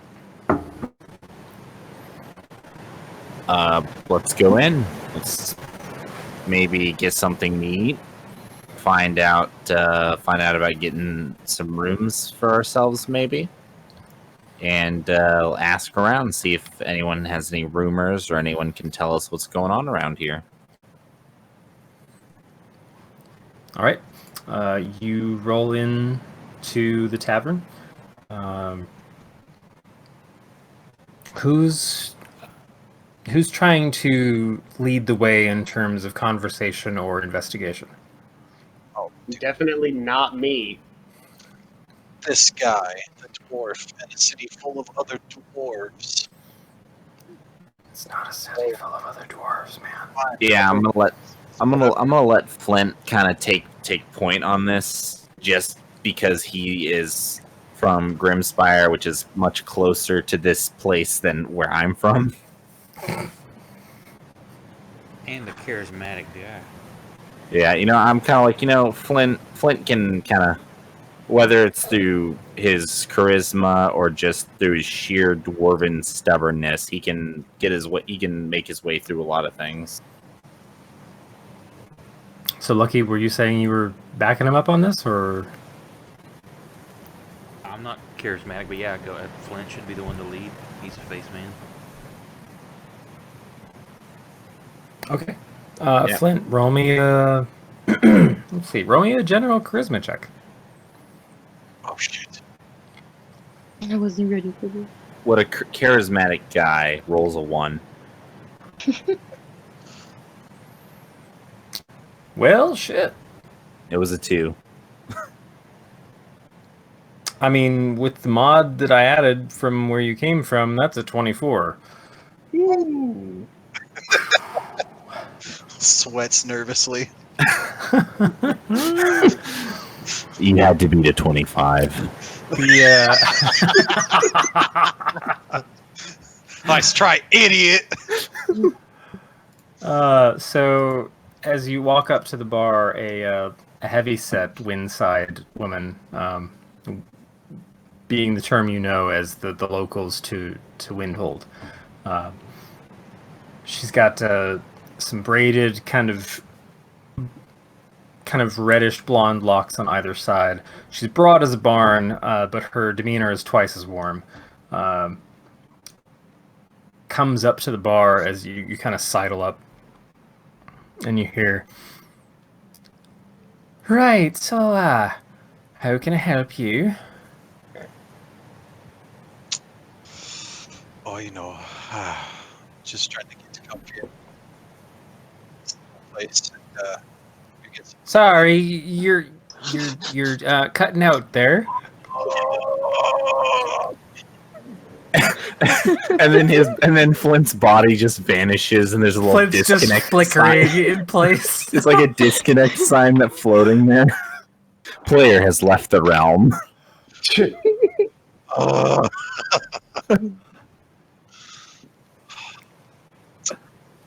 how about some suitable drinks and food? I heard drinks and food. Well, I can definitely provide those. There's just a lot of commotion in the bar, and she just can't hear it. Yeah. People keep bumping into him left and right. He just keeps kind of shaking in place, occasionally disappearing. Happen. I'm so sorry, man. I could hear it. Help! Just shout louder. I can't hear you over the dishwasher. It hurts.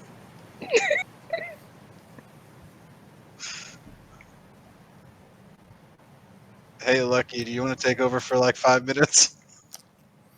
Nah, I like watch you suffer. It's good that the party takes care of itself. So we were just trying to basically get information. Are you looking for room or just bored? We're bored. Why, you guys got some waves around here? Do you want food and drink, or do you want a place to sleep? I know what she meant. I was being an ass. Well, we're new to town, so a bit of both. Okay. We definitely have some rooms. We don't get that many travelers. And We you can have any feed good you. Sausage. Oh. Well, do you like goat? I like everything. That's all we have. Oh, maybe a little bit of veal and goat. Welcome to Windhold. That sounds Yeah, wonderful. We'll take. She'll hook you up with some local sausages with a little bit of their local flavor. But then you can get. Let's see, they've got about 4 rooms available in total, and each one's going to be 10 gold a night because you look like foreigners. First of all, that's just not true. I mean, you don't sound like anyone around here, so. Hey, Flint, you're very charismatic. Why don't you bring that price down? I could try if I can maintain shape for just a few moments. As he flickers in and out. Sure. roll a charisma check. Oh wait, you did in the tower. That's the last roll that happened. Yeah, okay. You can knock the price down. It's 4 gold per room, up to 4 rooms. Expensive I'll take place. it.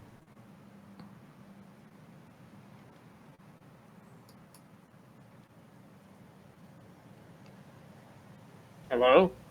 Hello. So everyone went quiet. I So said, it's up to you guys how many Weird rooms you want.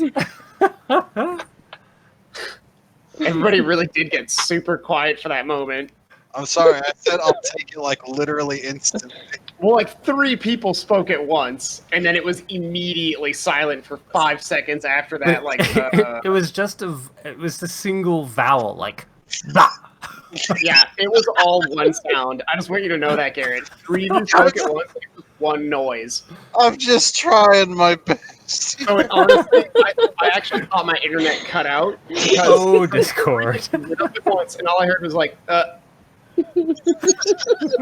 I was actually convinced my internet just cut out entirely. I'm just And trying to that's give why- you guys that's why some I felt flexibility, like man. So Flint immediately jumped on 4 rooms. So 16 gold total to get a room for the night for 4 different spaces. Even if you want to leave one empty, you guys have it now. Cool. But you have a place to have a long rest if you want it. You've gone through a long day. You trekked up into the sheared steppe. You fought and almost died against some yetis. Half the guards that you fought with are dead now, and then you made your way down into a town that is very kind of suspicious of people in general. I'm going to say now, we're probably just going to call it here so we can continue the investigation tomorrow, but I want to ask if there's anything else you want to do or any conversation among the party you want to have before everyone gets a better rest and continues tomorrow next week. Yeah, I think I'm good. Flint would like to peruse the liquor and then go to sleep. What time of day is this that we're here? What's that? What time of day is it right now? You guys are rolling in after dusk, actually. You got up to breakfast in Dunmoreau. You spent some time... Oh, that's right. You honestly spent another day just kind of getting the different resources you needed or requests that you made put together. So you left in the morning after and then headed up into the sheared steppe. So between the travel, the combat, and the rest of the travel down into Shale Point, I would say you are getting there at, like, right before dusk. Yeah, so it's just dinner and bed. More or less. Well, so I'd like to take a look at the vibrant nightlife in this town that I'm sure it has.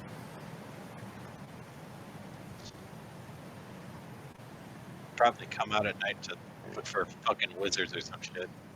Yeah,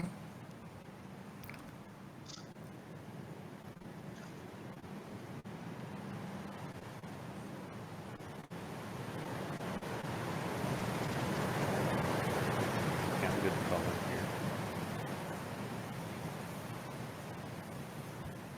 What was that? I said I'm good to call it here. I don't have anything else my character would want to do. Okay. Yeah, Anybody Will? else? Yeah, no, but I think Will's good. I guess that does it for me. Cool. You guys have 4 rooms to split among you as you like. Yeah. And I call dibs on Blaskin.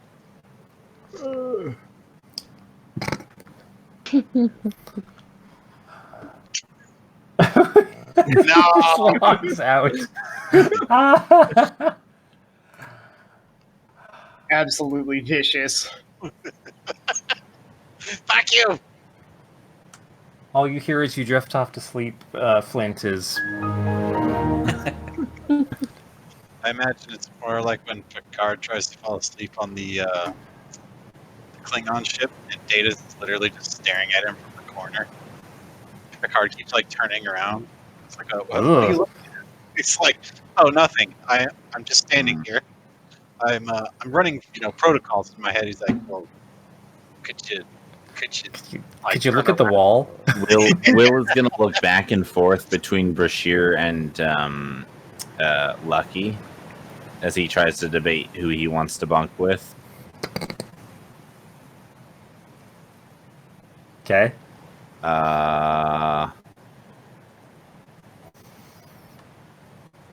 Actually, Lucky's probably gonna go try to see if he can bunk with the hostess. Yeah. You know what? Will's gonna bunk. He's gonna take Lucky because he's feeling like there's a chance that Lucky might be bunking elsewhere, anyways. Lucky, give me a persuasion roll, and I know your portent dice aren't going to help you. Oh no, they could help if it's for her to resist. Oh. Hey, can Lucky or can Will give Lucky any sort of help on this? Why are you trying to help the halfling get fucked? So he can have the room to himself. I guess that's all right. You got me. Got me out there. Lucky, I have to let you know. It's been a long time since anyone showed interest in the hostess because she rolled a 1. You All have right. your, yeah, She's whatever. A lot of Rosie. She's gonna be chasing you down all week. Oof.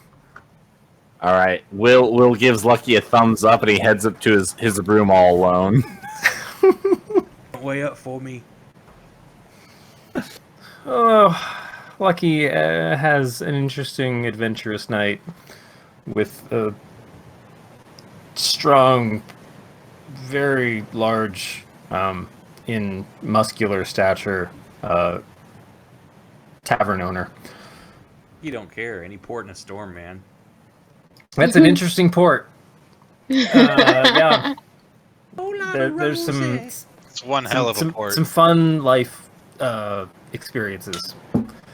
Yeah. You learn a couple interesting colloquialisms to Shale Point Yes, that and I would also will use not be mentioned here. Use the opportunity too for color. It's like, oh, drive your point in my shale. Oh my god. Yeah, he specifically said that they will not be mentioned here. Okay. You know what, guys? I think I'm just gonna go home. Yep. Okay. Lucky's also going to try to pump her for some information. I hate y'all. Remind me about that tomorrow, because I think this we've jumped the shark. We gotta end it here. All right. You guys are crashing for the night. Lucky's having an interesting experience and might gain some information out of it in the morning. Flint and the robot are together. Everyone else is on their own. You guys had a near TPK today, so congratulations. Slept through it. Still fear me. Will resisted arrest and was paralyzed. I'm gonna change my motivation from find the meaning of life to find wherever a White Castle is. But yeah, nice move. You're closer to the target that you're searching for. At least your gut tells you so. Who knows Do I not if- have, like, in the top right corner of my HUD, do I not have a tracker that says Quest tracker. that, like, the distance is getting smaller? Yeah, you don't have a mission indicator. Okay. But Target within 1,000 feet. Download. You're in a Tom. space that definitely seems to be weird, and since you're already hunting someone who has disappeared, I don't even need to make you roll an insight check. This is like, okay, we're looking for something strange, and we're in a place that's strange. If it's not here, at least we were supposed to be here in the first place. Yeah. Will doesn't like it. He finds it unnatural. And all his time traveling and spending time in the world. The time traveler. Yes. No, in all of his time traveling the world, magic is just part of it. Magic is a natural force that exists, and the fact that this place tries to suppress it just rubs him the wrong way. Oh, I would like to do a small thing. Before we turn in for the night and everybody falls asleep, I would like to attempt a wild shape. In your room, Yeah, I'm just gonna turn into a little spider. Spoder. Yeah, you're fine. All right, cool. Turn back and do do do do. You're not even gonna investigate with Spider? Not anymore. He already shut down. He already shut down. Well, I'm done. The moment I turn back, like I'm standing up perfectly straight, and the next moment the blue eyes just shut off and crumple to the ground. I mean, he stays a spider, goes to sleep on the ceiling, but after an hour or whatever the time frame is, he loses it. He just turns back to normal and falls to the ground. Falls. You just hear a I'm bunch of sleeping clatter on directly the above floor. Flint. Flint just wakes up with some broken bones. It's like an hour into the night, everyone wakes up because there's a smash. And it's What the hell not happened at lucky. 2 o'clock in the morning? All right, everyone. If that's where we're calling it, I'm gonna go because I'm tired. I think we're there. Thanks, Internet. Thanks, everybody. Good playing. Yeah, have a good night, everyone. Good night. Good night. Night. Eee.